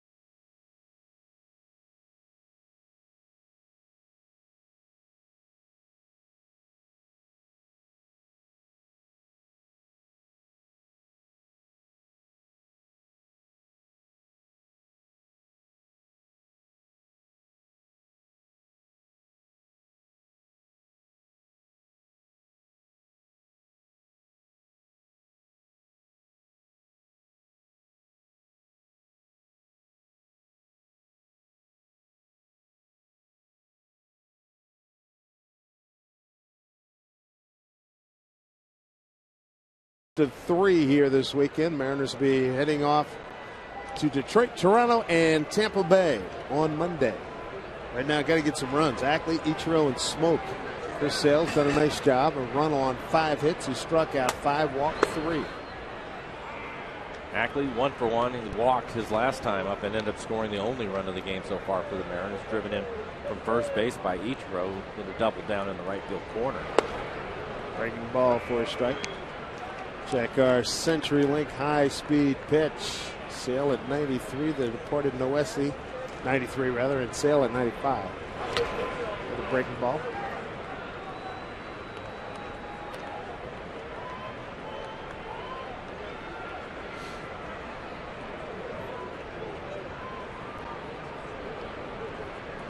Play Ackley straight away. Breaking ball. Got him looking. And a strikeout. Number 7, 2 in a row. 1 out here in the 5th.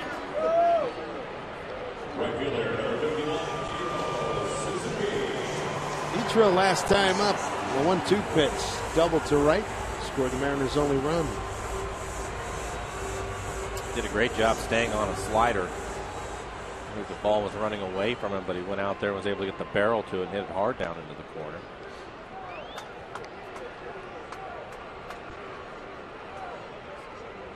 One for 2 this evening.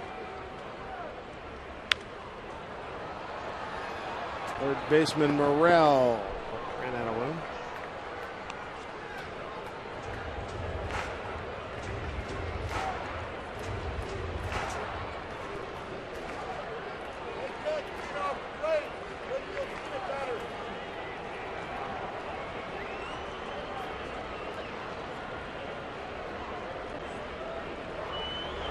Breaking ball hit down to the first baseman, Konerko. Easy out, 2 outs. First baseman We'll bring up Justin Smoke, get into a double play and a ground out to short. Being right-handed is Justin's natural side, but so far just 1 for 12 on the season, hitting right-handed. Sale both times he's trying to stay in on his hands. He's going to get a fastball away this time. Strike 1. Goes back to the conversation I had with Chris Chambliss, the hitting coach. And he said a lot of times with the young hitters, it takes a little bit of time for them to understand what they can handle and what they can't handle. And there's no need to be aggressive on pitches early in counts if it's a pitch that gives you problems. And right. That comes with experience, and for Justin, he has to figure that out from both sides of the plate. Probably be a quicker process for him from the left side because he's going to get so many more at-bats hitting left-handed. What a process, huh? Yeah. Swing and a miss. Sale is sailing. Through 5, he struck out 8, giving up a run on 5 hits and leads 6-1.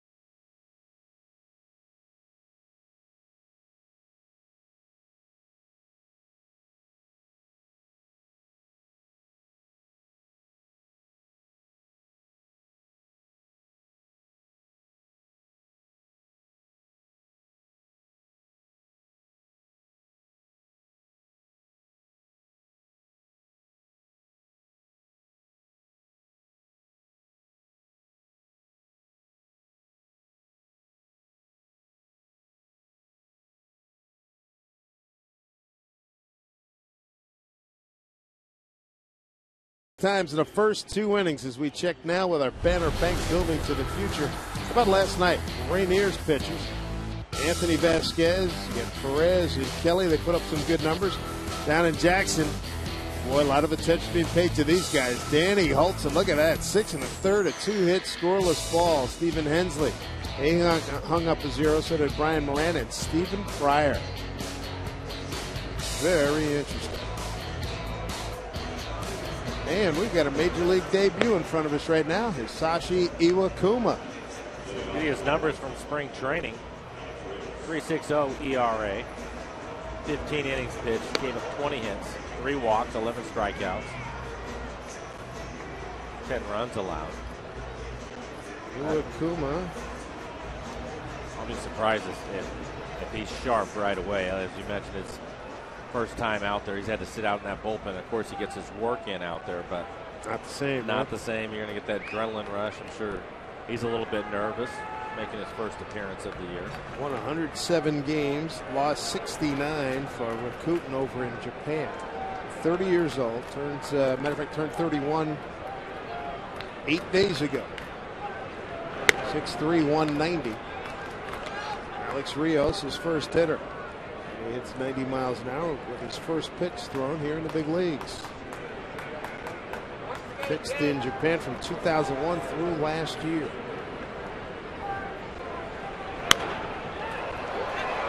Big league pop-up. Montero stays with it, makes the play.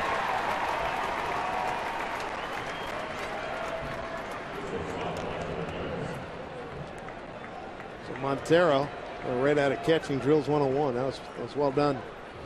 Don't forget, Lenny had knocked him over the last time he tried this. So he gets out there, and then he's looking around. I guarantee you he is trying to listen and get out of the way if he has to. He stays with it. Textbook. Well done. Yep. Here's Ramirez. Strikeout and head into a double play. Kuma, free agent signee. It's January.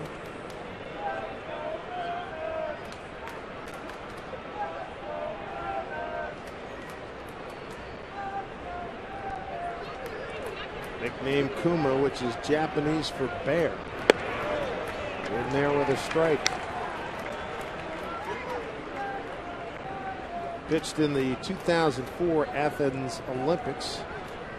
Japanese team won the bronze medal that year.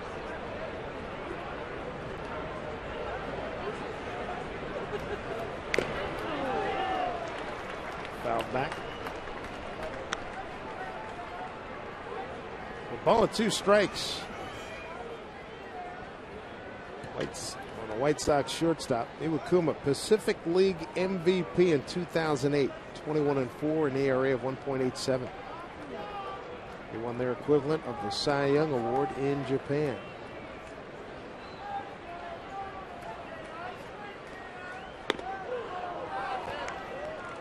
Two and two.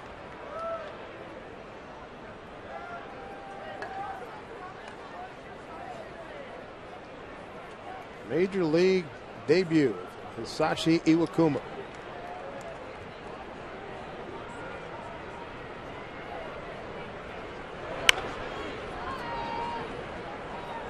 Ramirez way out front. That looked like a good changeup. Guarantee you, when he's done with his outing today, he'll be thrilled with it. When you're sitting over there for as long as he has, you feel like you're not doing your part sometimes. And here he is coming over here, wanting to pitch and help this club out, and he's had to wait.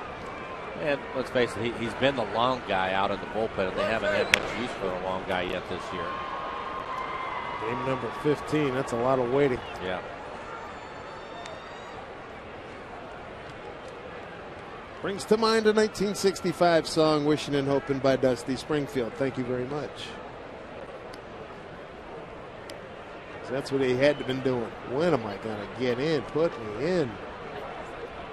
Then you see a game like last night, as you mentioned earlier, Felix going deep. Vargas went deep the other day. 2-2. Look out.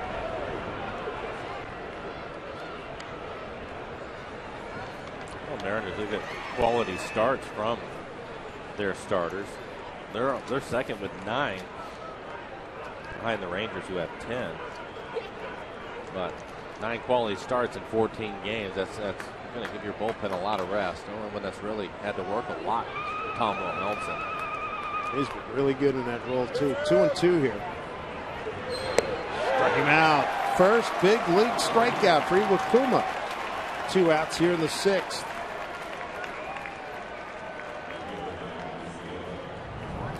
Take a look at the movement of this last pitch from Iwakuma. Bottom falls out of it at 87 miles an hour. Ramirez will swing over the top of it, expecting to get the fastball, and instead, take a look at this again. Good location, too, to keep it down. That's where Montero wanted him to throw it, and he ends up getting a strikeout.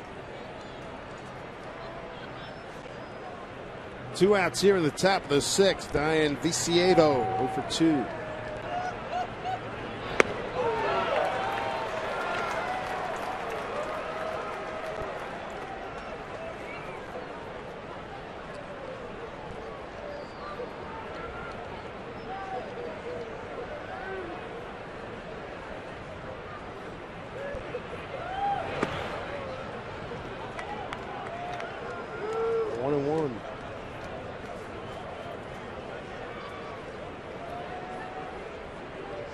$19,947 on hand here at Safeco Field. 2 outs, 1-1 pitch.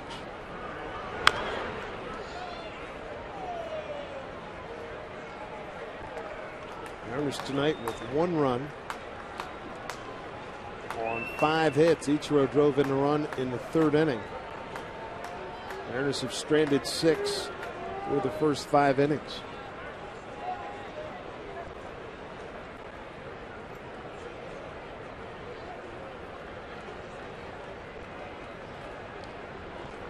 One-two. Struck him out. Tag applied by Montero. Inning over. Great debut for Hisashi Iwakuma here on Ichiro bobblehead night. Bottom of the 6th coming up. Montero, Olivo, and Liddy.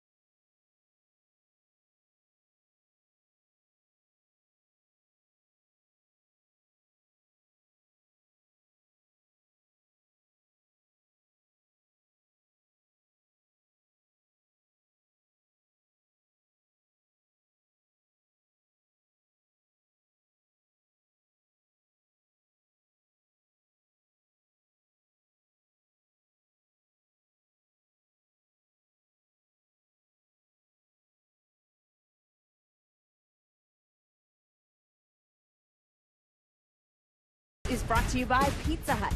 Get any pizza, any size, any toppings for only $10 when you carry out from Pizza Hut. By your Lexus dealer, who invites you to test drive a Lexus today. By Northern Quest Casino, Spokane's newest destination resort. And by Verizon. Verizon 4G LTE, America's fastest, most reliable 4G network. Dave? All right, Angie, thank you very much. High drive, straight away, center field, carrying, and gone! A Montero mash, his 2nd of the season. It's 6-2 White Sox. Jesus, not messing around. Good start to the 6th inning. And this will give you a Great idea on the power that he has. It's a cool night here at Safeco. Being aggressive. First pitch down the middle. You don't see early in the season many go out over that 405 sign. You know it. That is a serious poke. Cleared the 405. He's on the board with his second Mariner home run.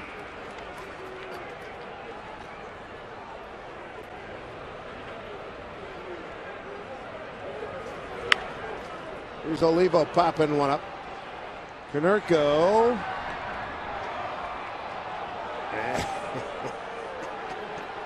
The home fans doing their job. Yeah, exactly.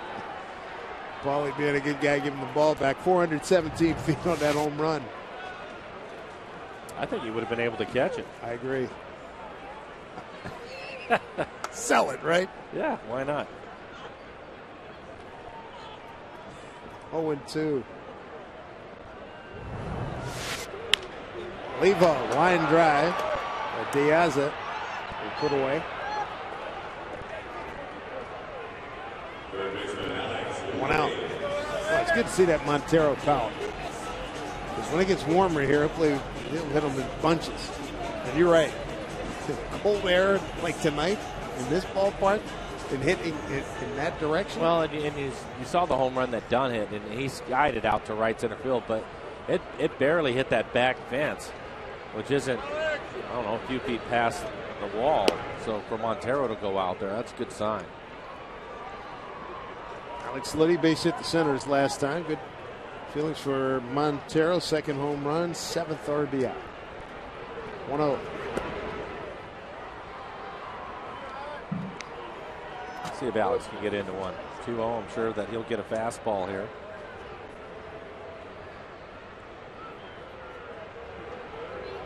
A little tardy.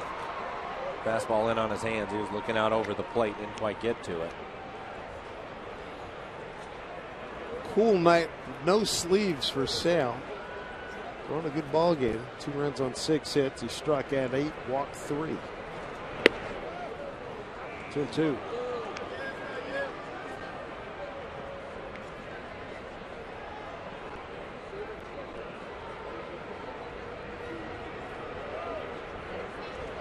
Breaking ball got him.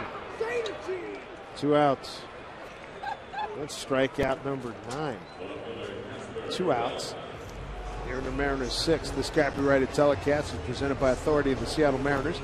May not be reproduced or retransmitted in any form. And the accounts and descriptions of this game may not be disseminated without the express written consent of the Seattle Mariners. Dave Sims, Mike Blowers, Root Sports Crew here at Safeco. Outside to Casper Wells. A double to right and a walk thus far tonight.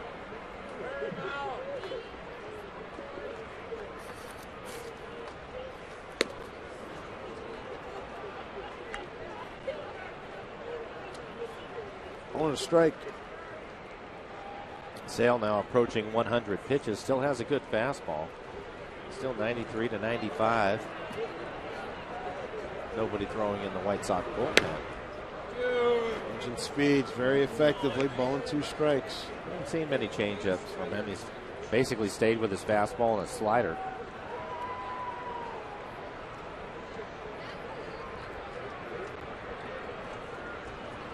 Vicious pitch. Big break on that. That gives him 10 strikeouts. Montero leadoff homer in the 6th. 6-2 White Sox.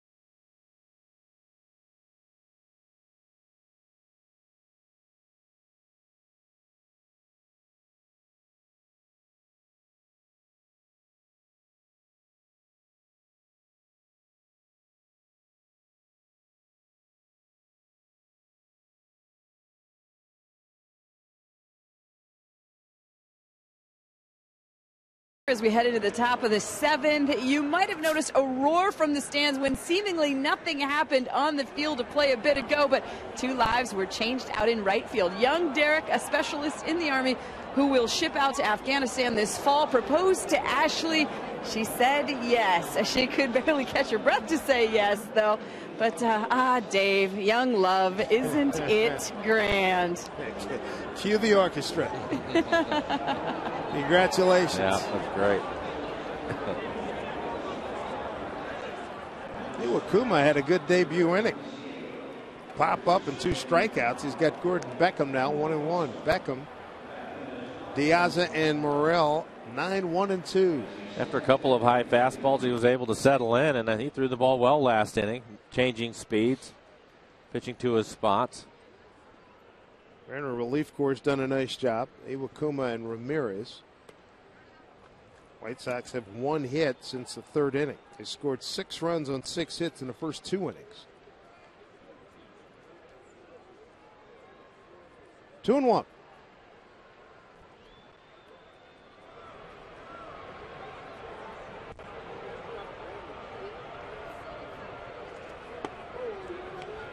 Down low. White Sox start tonight 3rd place in the Central. Detroit on top, Cleveland 2 back, White Sox 2.5 back. Cleveland 4-2 leading at Oakland. There's a strike. That's in the 7th.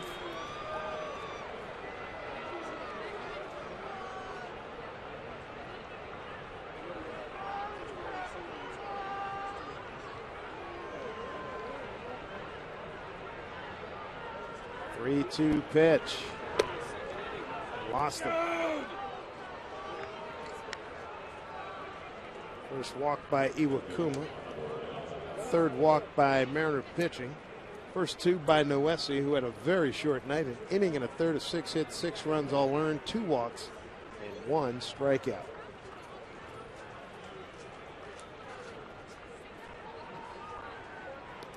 Angels out in front of the Orioles tonight, 6-3. They are in the 7th inning.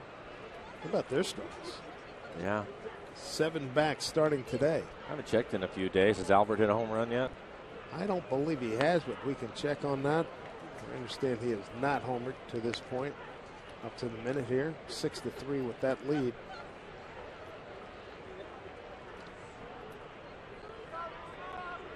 Nolan Reimel made another home run for Baltimore. 5 home runs for Nolan.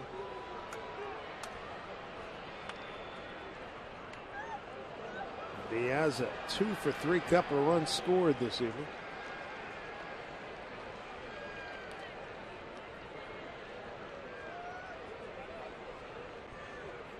AL West standings. Yep, the Rangers, they have been hot. Oh. As Dave mentioned, the Angels really struggling.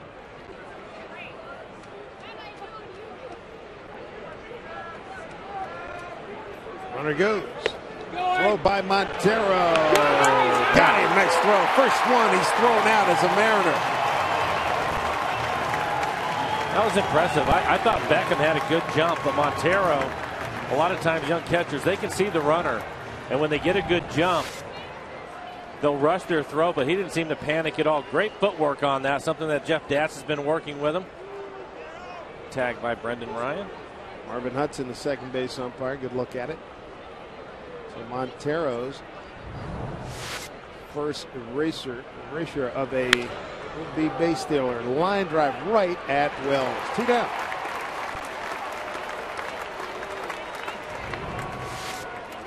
You look at Brendan Ryan receiving the throw as Beckham, straight-legged slide.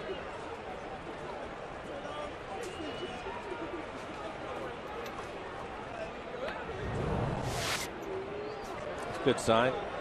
Jeff Datz working with Montero, the young catcher, and like to get some positive reinforcement every now and then. That'll help.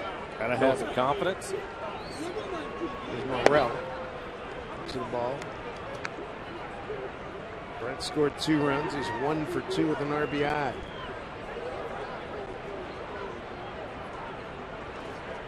Started the night at 103 batting average.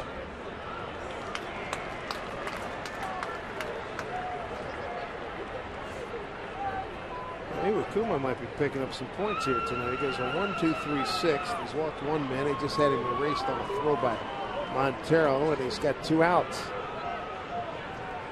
Off-speed pitch, right field. Ichiro's got a good angle on it, and he makes the play.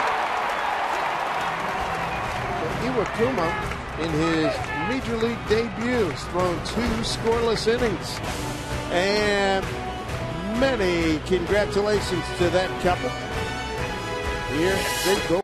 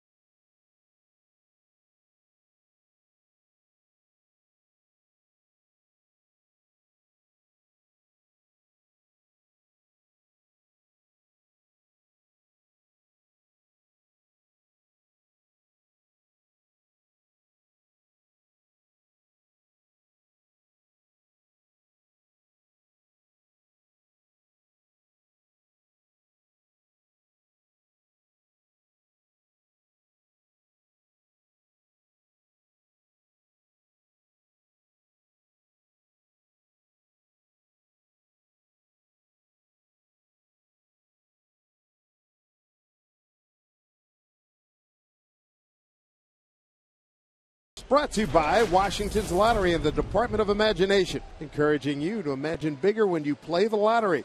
Visit us on Facebook or tweet what you do to Twitter #IfIWon. Who knows, you might even see your tweet appear on TV during an upcoming game. Bottom 7 here at Safeco Field. Early damage by Chicago. Adam Dunn, a 4 RBI night. 3-run homer in that 2nd inning. And Ryan, check swing, and he did go, says Brian Runge. Same guy who called him out back in the 2nd inning when Ryan tried to check a swing. Sale is now over 100 pitches, 101. They have some action out in the White Sox bullpen. Looks like it's a left-hander. Ball number 2. Oh, boys. Big Thornton, he throws hard. Former Mariner Matt Thornton getting loose. And he usually does very well against the Mariners over these last few years.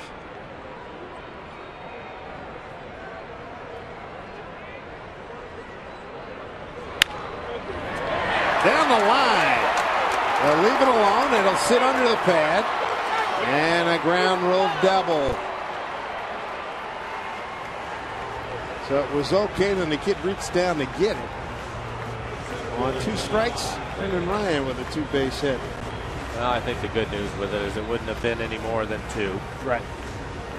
Good to see Reno get off the snide there, too, after an 0 for 2. Looked like Mom was explaining to him. Ball is in play, son. Well, it looked like it was a tough night for Brendan Ryan. Checks in with a base hit. Solid double down the line. The ball sticks underneath the padding up against that wall.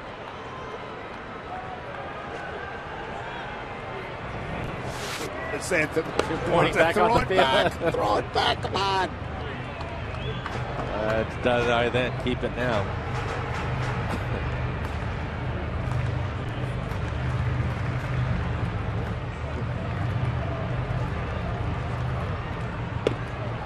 Swinging a miss by Figgins, 1-1. Figgins with an infield hit, struck out his next 2 times up. Sale's been really something.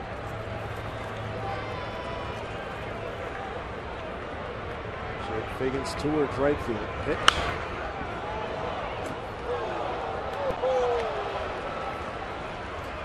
Figgins talking to him in the clubhouse before the game, said tempo, rhythm, ball coming off the bat. I'm getting close.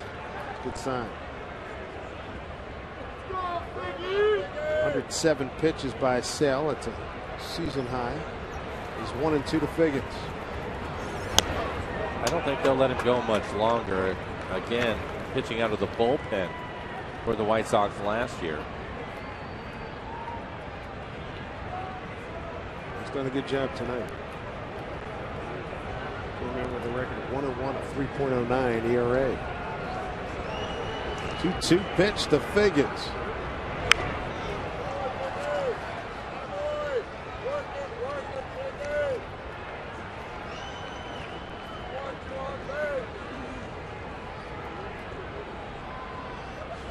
Strikeouts per 9 innings by left-handed pitchers. Sale was the best in the majors last year, 10.01. Increasing on that number right now. Figgins went. He's gone. Third straight strikeout for Figgins. 1 out, 1 on. Been the go-to pitch for Sale. Slider down and into the right-handers, and Figgins not able to hold up. Strikeout number 11 for Sale. Pitching change as Robin Ventura comes out. Going to go to his pen. His starter has done his job and then some. Hard-throwing left-hander, former Mariner Matt Thornton will take over.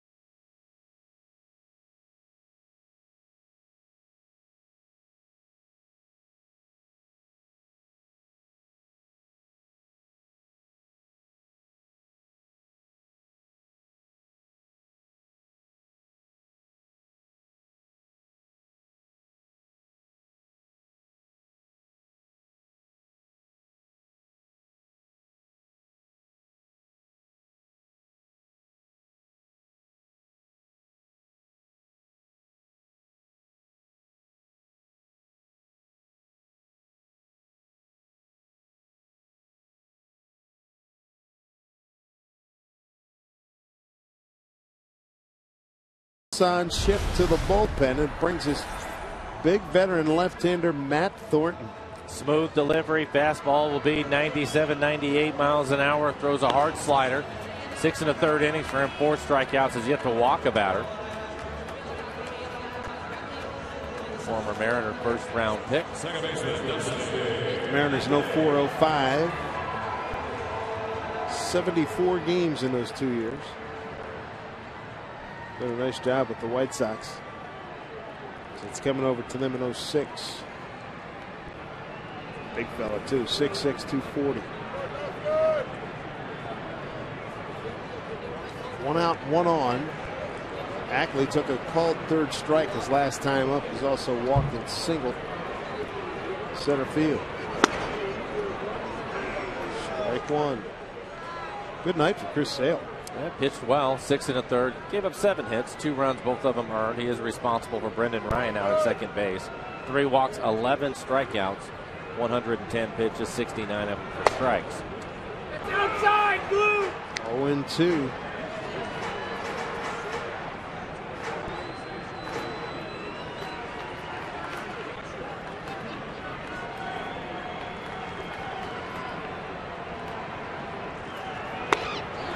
Go.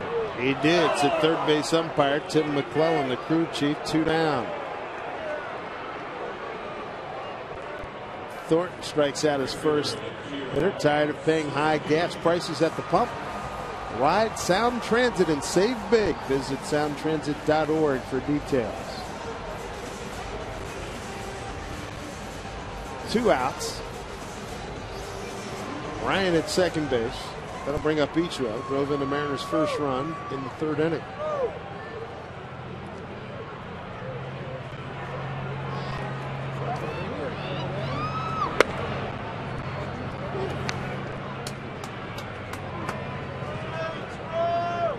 Ichiro 3 for 15 against Matt Thornton.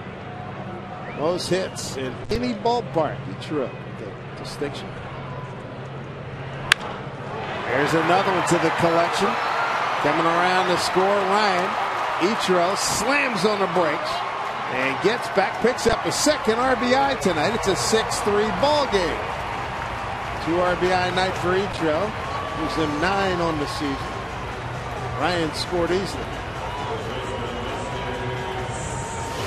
And a good sign for the Mariners. Ichiro hitting third this year is able to come up with a clutch base hit with 2 outs.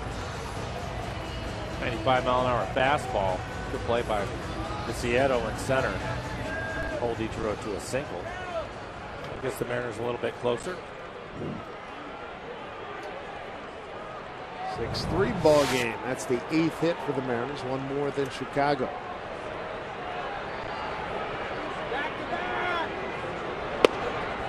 Smoke looks to strike. Paul Konerko is 4th on this list. Good players there. Boy, Ichiro, Michael Young, Todd Helton, and Paul Konerko. A lot of all-star appearances there. Yeah. Smoke tonight, he didn't do a double play. Ground out the short and strikeout.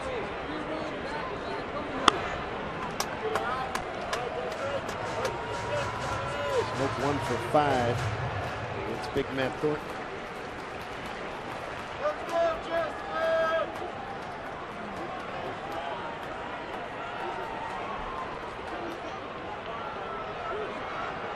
One pitch. Bounces it down to Morrell.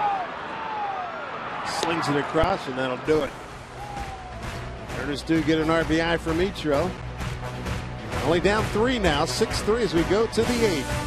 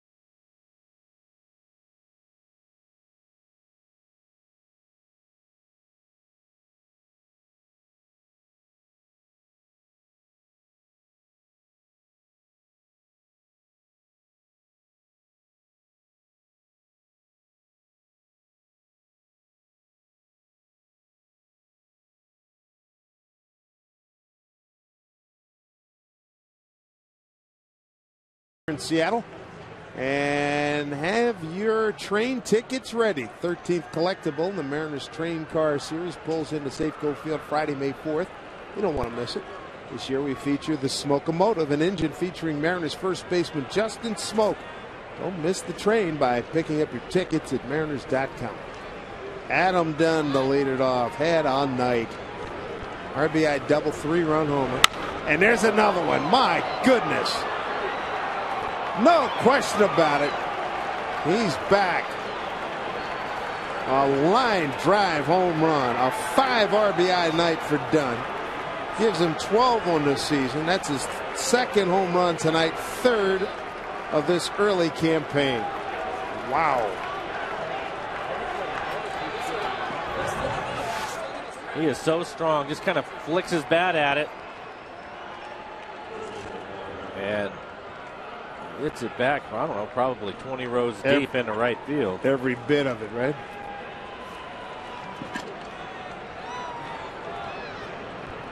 It's one of those, you hear that one and you know what's going on. Yeah, and every now and then you run across those guys that just seem to shrink up the ballpark, and he's one of them.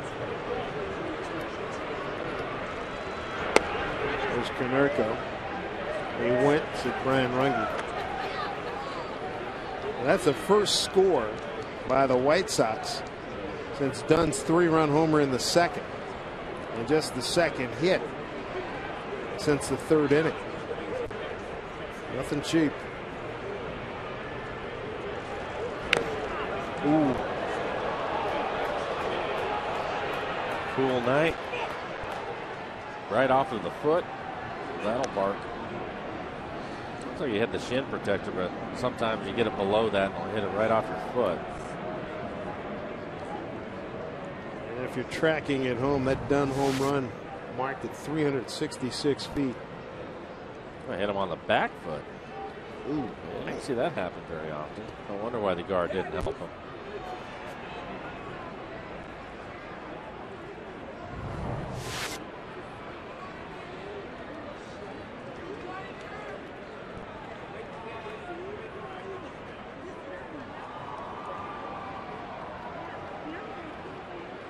And a cold night doesn't help him. No.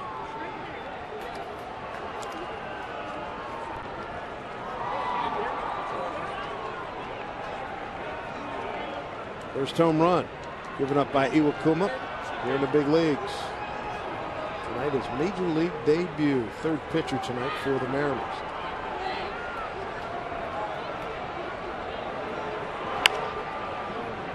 Cutting over is Liddy, stays with it.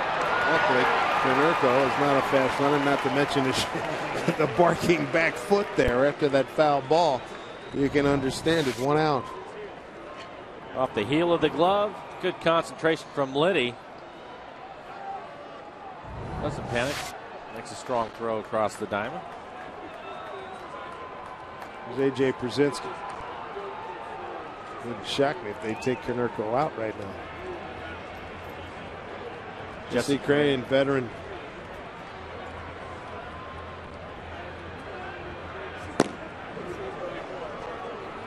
Przinsky, 4-for-2 with a walk.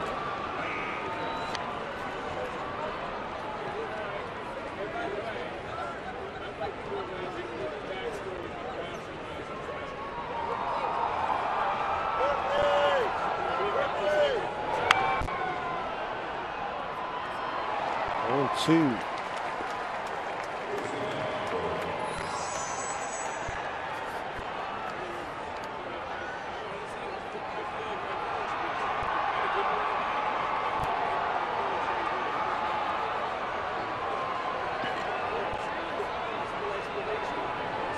Oh, and 2 to Przinsky.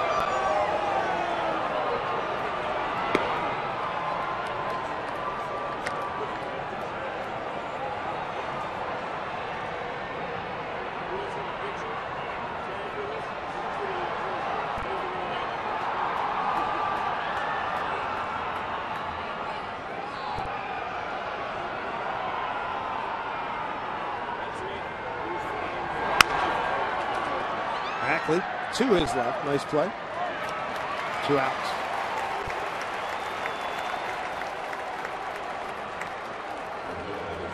A loud home run by Adam Dunn, leading off the 8th.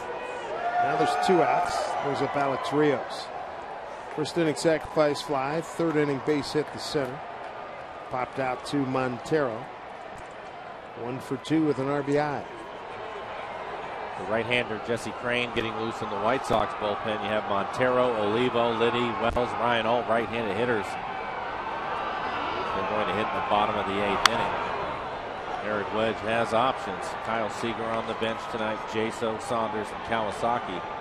He chooses to pinch hit for some guys. I don't see anybody standing on the rail, and my guess is they're all getting loose at this point. There's Crane.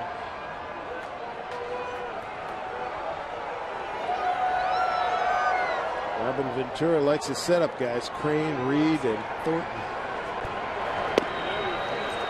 His pitch, 0-2.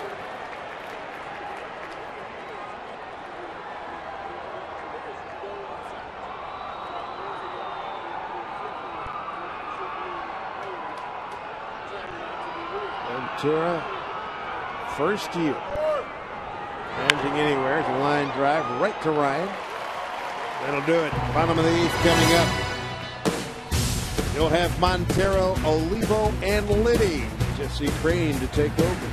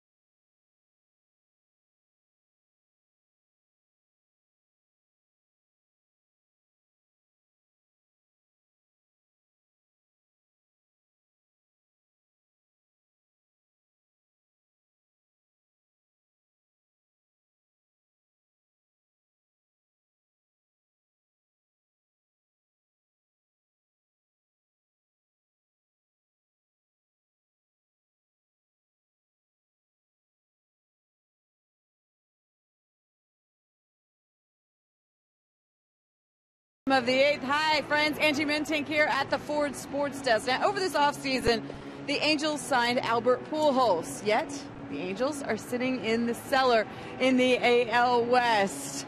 They are hosting the Baltimore Orioles. Staying in the top of the 6th. Angels have the bases loaded when second baseman Howie Kendrick hits a double deep to center field. That plates two. Eric Ibar also comes around to score in the throwing error by Baltimore's Adam Jones.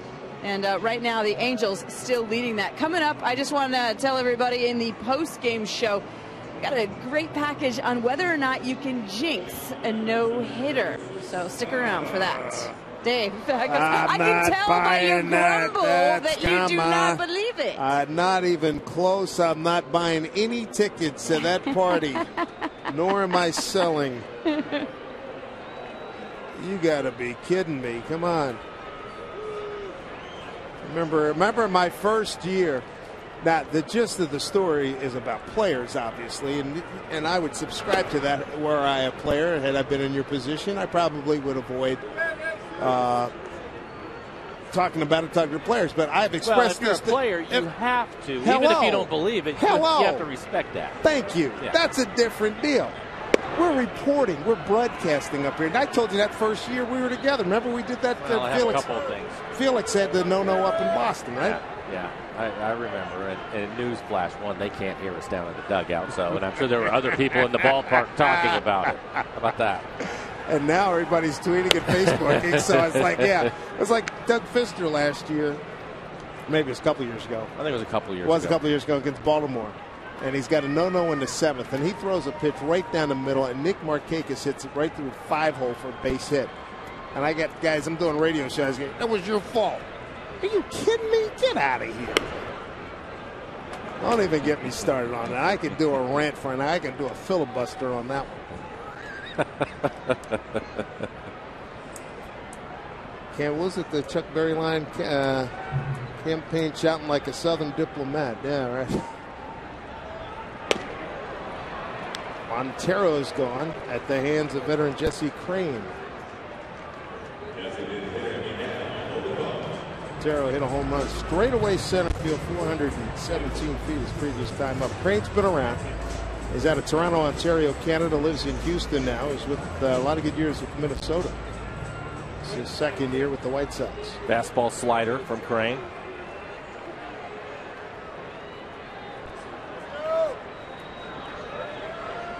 There's Olivo, 0 for 3 tonight. Strikeout fly to right, fly to center. To see him check in with a base hit. Talking to Eric Wedge the other day of the guys in the lineup. He's really wanting Olivo to get things going. 1-1. 0 for 3 tonight. Homer and Ribby leader last year for the Mariners.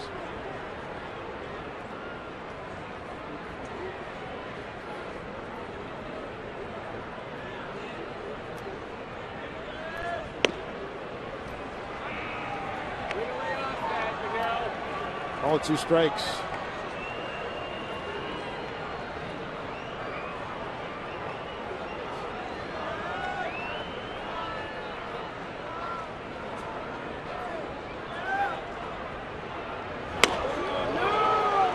Green, back-to-back strikeouts. 2 outs in the 8th. He still has a good fastball. 94 miles an hour on the last fastball to Olivo. That thing popped in there. It's a catcher you're going to find in your own home rather than behind home plate tomorrow. The first 10,000 fans. You're going to get a kitchen catcher, a compact collection bin to dispose of your food waste at home, courtesy of BASF. For tickets to tomorrow's 105 game against the White Sox, go to Mariners.com. Alex Liddy looks at a strike. Alex 1 for 2. Got a base hit back in the 4th inning. He's also walked. Punched out swinging his last at bat. Had a good swing on that base hit to center in the 4th inning. First pitch swing.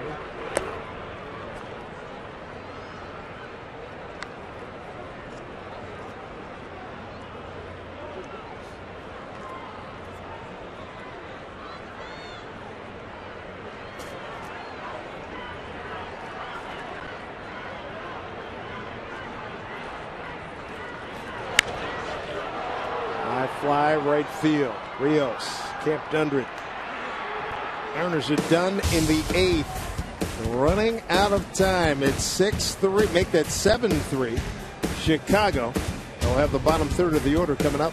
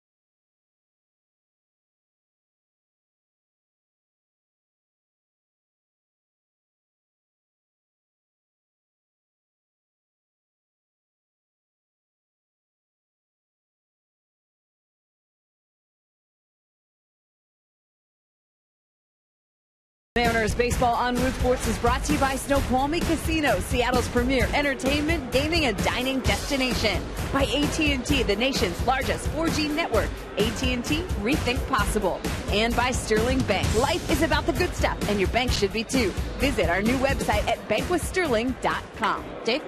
Thank you, Angie. Ground ball down to Ryan, and he throws out the White Sox shortstop, Alexei Ramirez, one down. What do you think of Heo Kuman, his big league debut? I think he has been great so far. 39 pitches, 28 strikes, only 11 balls. Struggled a little bit with his fastball when he first came in. Pitches were up, but he settled down quickly. And 11 batters that he's faced, 6 first pitch strikes. I think he's done well. Up that home run to Dunn, but Dunn's on a roll tonight, no disgrace. And it was on a first pitch fastball, trying to work ahead of him, and he snatched it and hit it into the seats and right. I think overall he's really pitched well. Wedge's got to be happy, gives him another option here. Ramirez did a nice job, over 2 2/3, 1 hit, 1 strikeout. I think too, the other thing with it is, you read his bio. He's pitched in some big games and been under some pressure, and I don't think he's rattled by any of this. Give him a chance to pitch. 107 wins over in Japan, a 3.25 ERA in 12 years. Yeah, I think pitching on the Olympic team. And can't imagine any more pressure than that, having to compete for your country. It's a comebacker. Quick 2 outs. The other thing, when you look at his numbers, 11 over in Japan, 1,175 strikeouts against 342 walks. And he's shown that tonight. Looking at it, he's had one base on ball tonight. Strikeouts. Yeah. A run on 1 hit. This guy is something else. Heard a lot of good things in the clubhouse about Hector Santiago.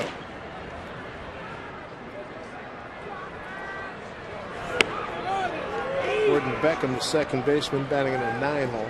Looks at a strike.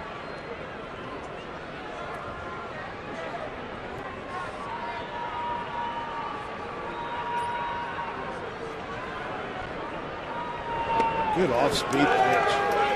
Off-speed is right. 72 miles an hour on that breaking ball. If you look at the numbers. While the Mariners are on the short end, they've learned something nice here. This is White Sox are an aggressive hitting ball club. Ryan throws him out. Good work by Iwakuma. Some people were clamoring for him tonight. Game got out of hand early. He comes in a game, does a good job. Maybe the Mariners can put up a furious rally here against Santiago.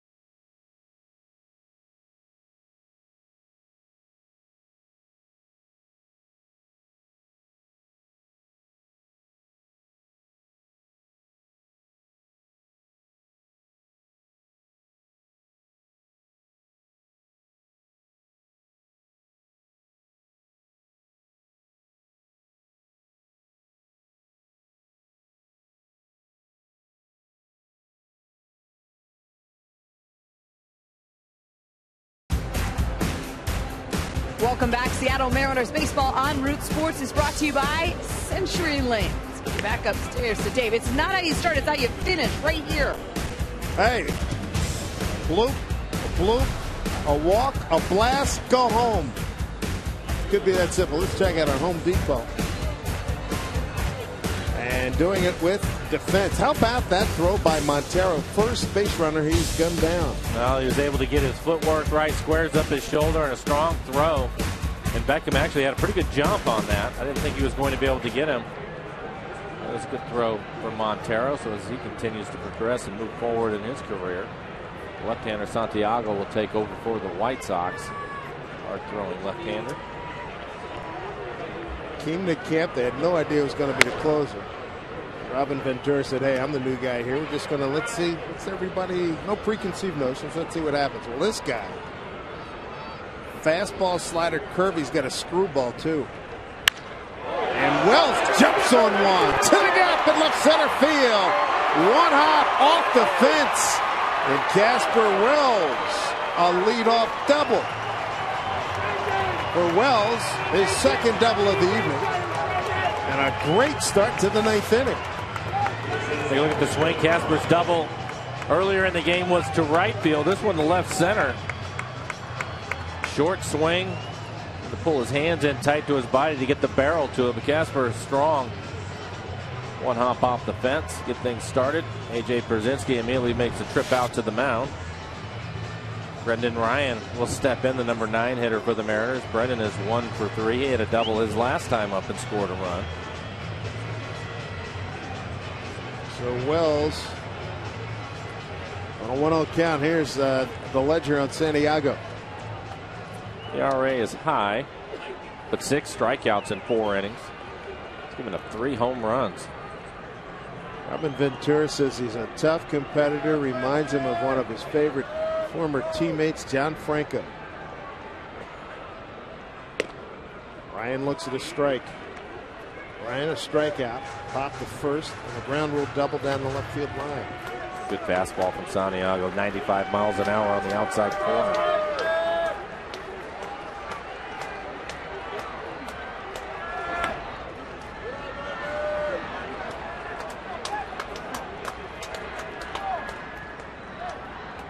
Ventura, good third baseman in his day.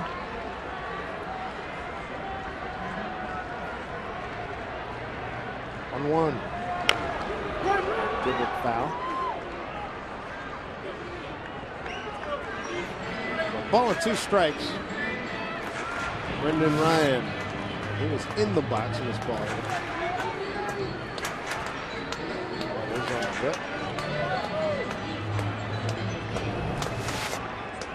Ryan battling Hector Santiago, 6', 210 out of Newark, New Jersey.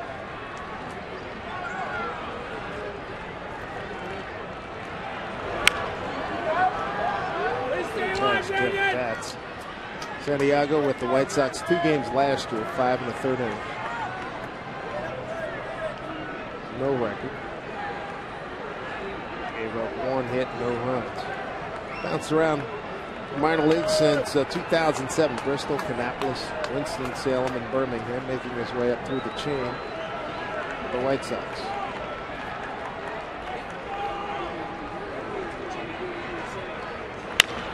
Ryan goes the other way. Gobbled up by Konerko. 1 out.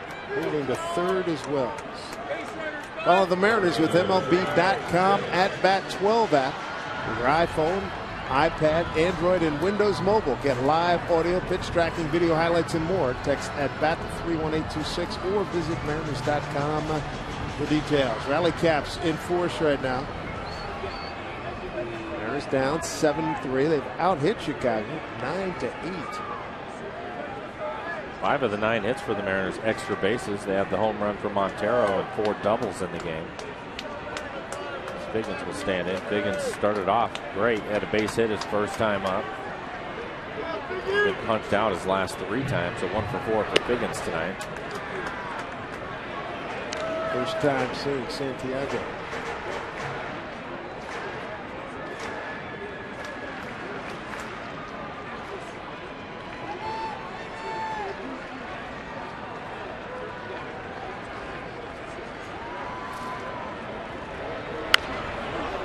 Late 1-1.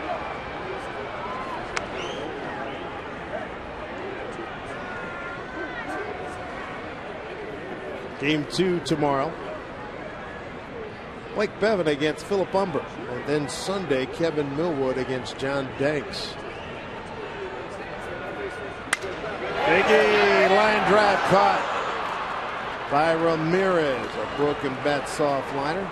2 outs.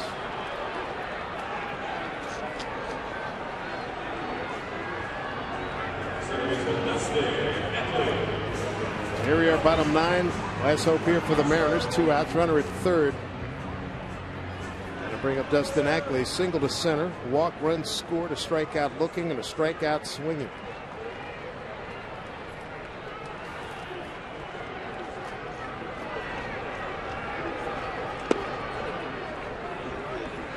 Adam Dunn, what a night he had. 5 RBIs. First inning RBI double, 3-run homer in the second, a solo homer in the 8th. Mentioned a year ago, he's coming back from an appendectomy, rushed back to get into the lineup and to play. Just never got on track the rest of the year. He told me before the game, feeling healthy, back to normal, and he showed it tonight.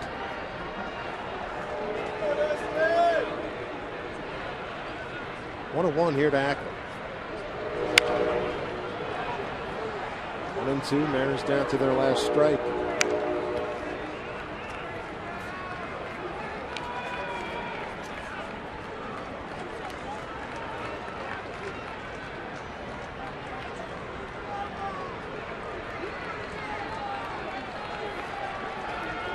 One-two, off speed pitch, got him, and Przinski held on, and the game is over. Big win for the White Sox in resounding fashion. 7-3. Adam Dunn drove in 5. What a night he had, pounding out 2 homers. And the difference is Noesi, the starter, great outing his last time out, did not have it tonight, giving up 6 runs in an inning and a third, put the Mariners behind right out of the gates, and they just couldn't come back. Mariners struggled also hitting with men in scoring position tonight. Just 1 for 13 is what I had them for men in scoring position. A big difference for them, even though they had some extra base hits. I thought positives tonight. Iwakuma getting a chance to pitch, and I thought he threw well. You talked about it earlier, and then Montero, we showed him throwing out a base runner. Did a nice job behind the plate, keeping the ball in front of him. Hits the home run to dead center field. Another good sign for the Mariners. Yeah, Montero, some nice work there. And also Ramirez did some nice work, too. 2 2/3 of one hit ball. Struck out 1, but Iwakuma in his big league debut, he shined nicely here tonight. And again, it gives Eric Wade some more options in terms of guys he can go to in a long situation. Yeah, and I think the other thing too is with the struggles of Noesi today, they need some guys to step up tomorrow and hold down this White Sox lineup from the starter to the rest of the bullpen too. So the other good part about it is Tom Wilhelmsen's getting a couple of days off now, and he needed it. He's pitched a lot. White Sox go to 7-6. Mariners go to 7-8. Back at it tomorrow. Let's go out to Brad and Bill. All right, gentlemen, thank you very much. So the Mariners dropped the first game of the set. I would echo what Mike Blauer said. We know this offense is a work in progress. They out-hit the Sox tonight 9-8. They got 5 extra base hits. Now the next step, getting those guys in, Bill. Yeah, you got to come up with a clutch hit with guys in scoring position. Tonight, this young left-hander, Chris Sale, filthy breaking ball, threw real hard, deceptive, 11 strikeouts. The Mariners had a tough time with him, and certainly the hibernating bear, Adam Dunn, was awoken back to the days of 40 home runs that he hit in the National League. But, boy, he's been asleep for a while, but he woke up tonight. He has been. We'll talk more about Dunn's big night. We'll also break down the debut of Hisashi Iwakuma tonight as the White Sox take care of the Mariners in Game 1 of the set, 7-3. Keep it here. Mariners postgame on Root Sports with Ichiro coming up next.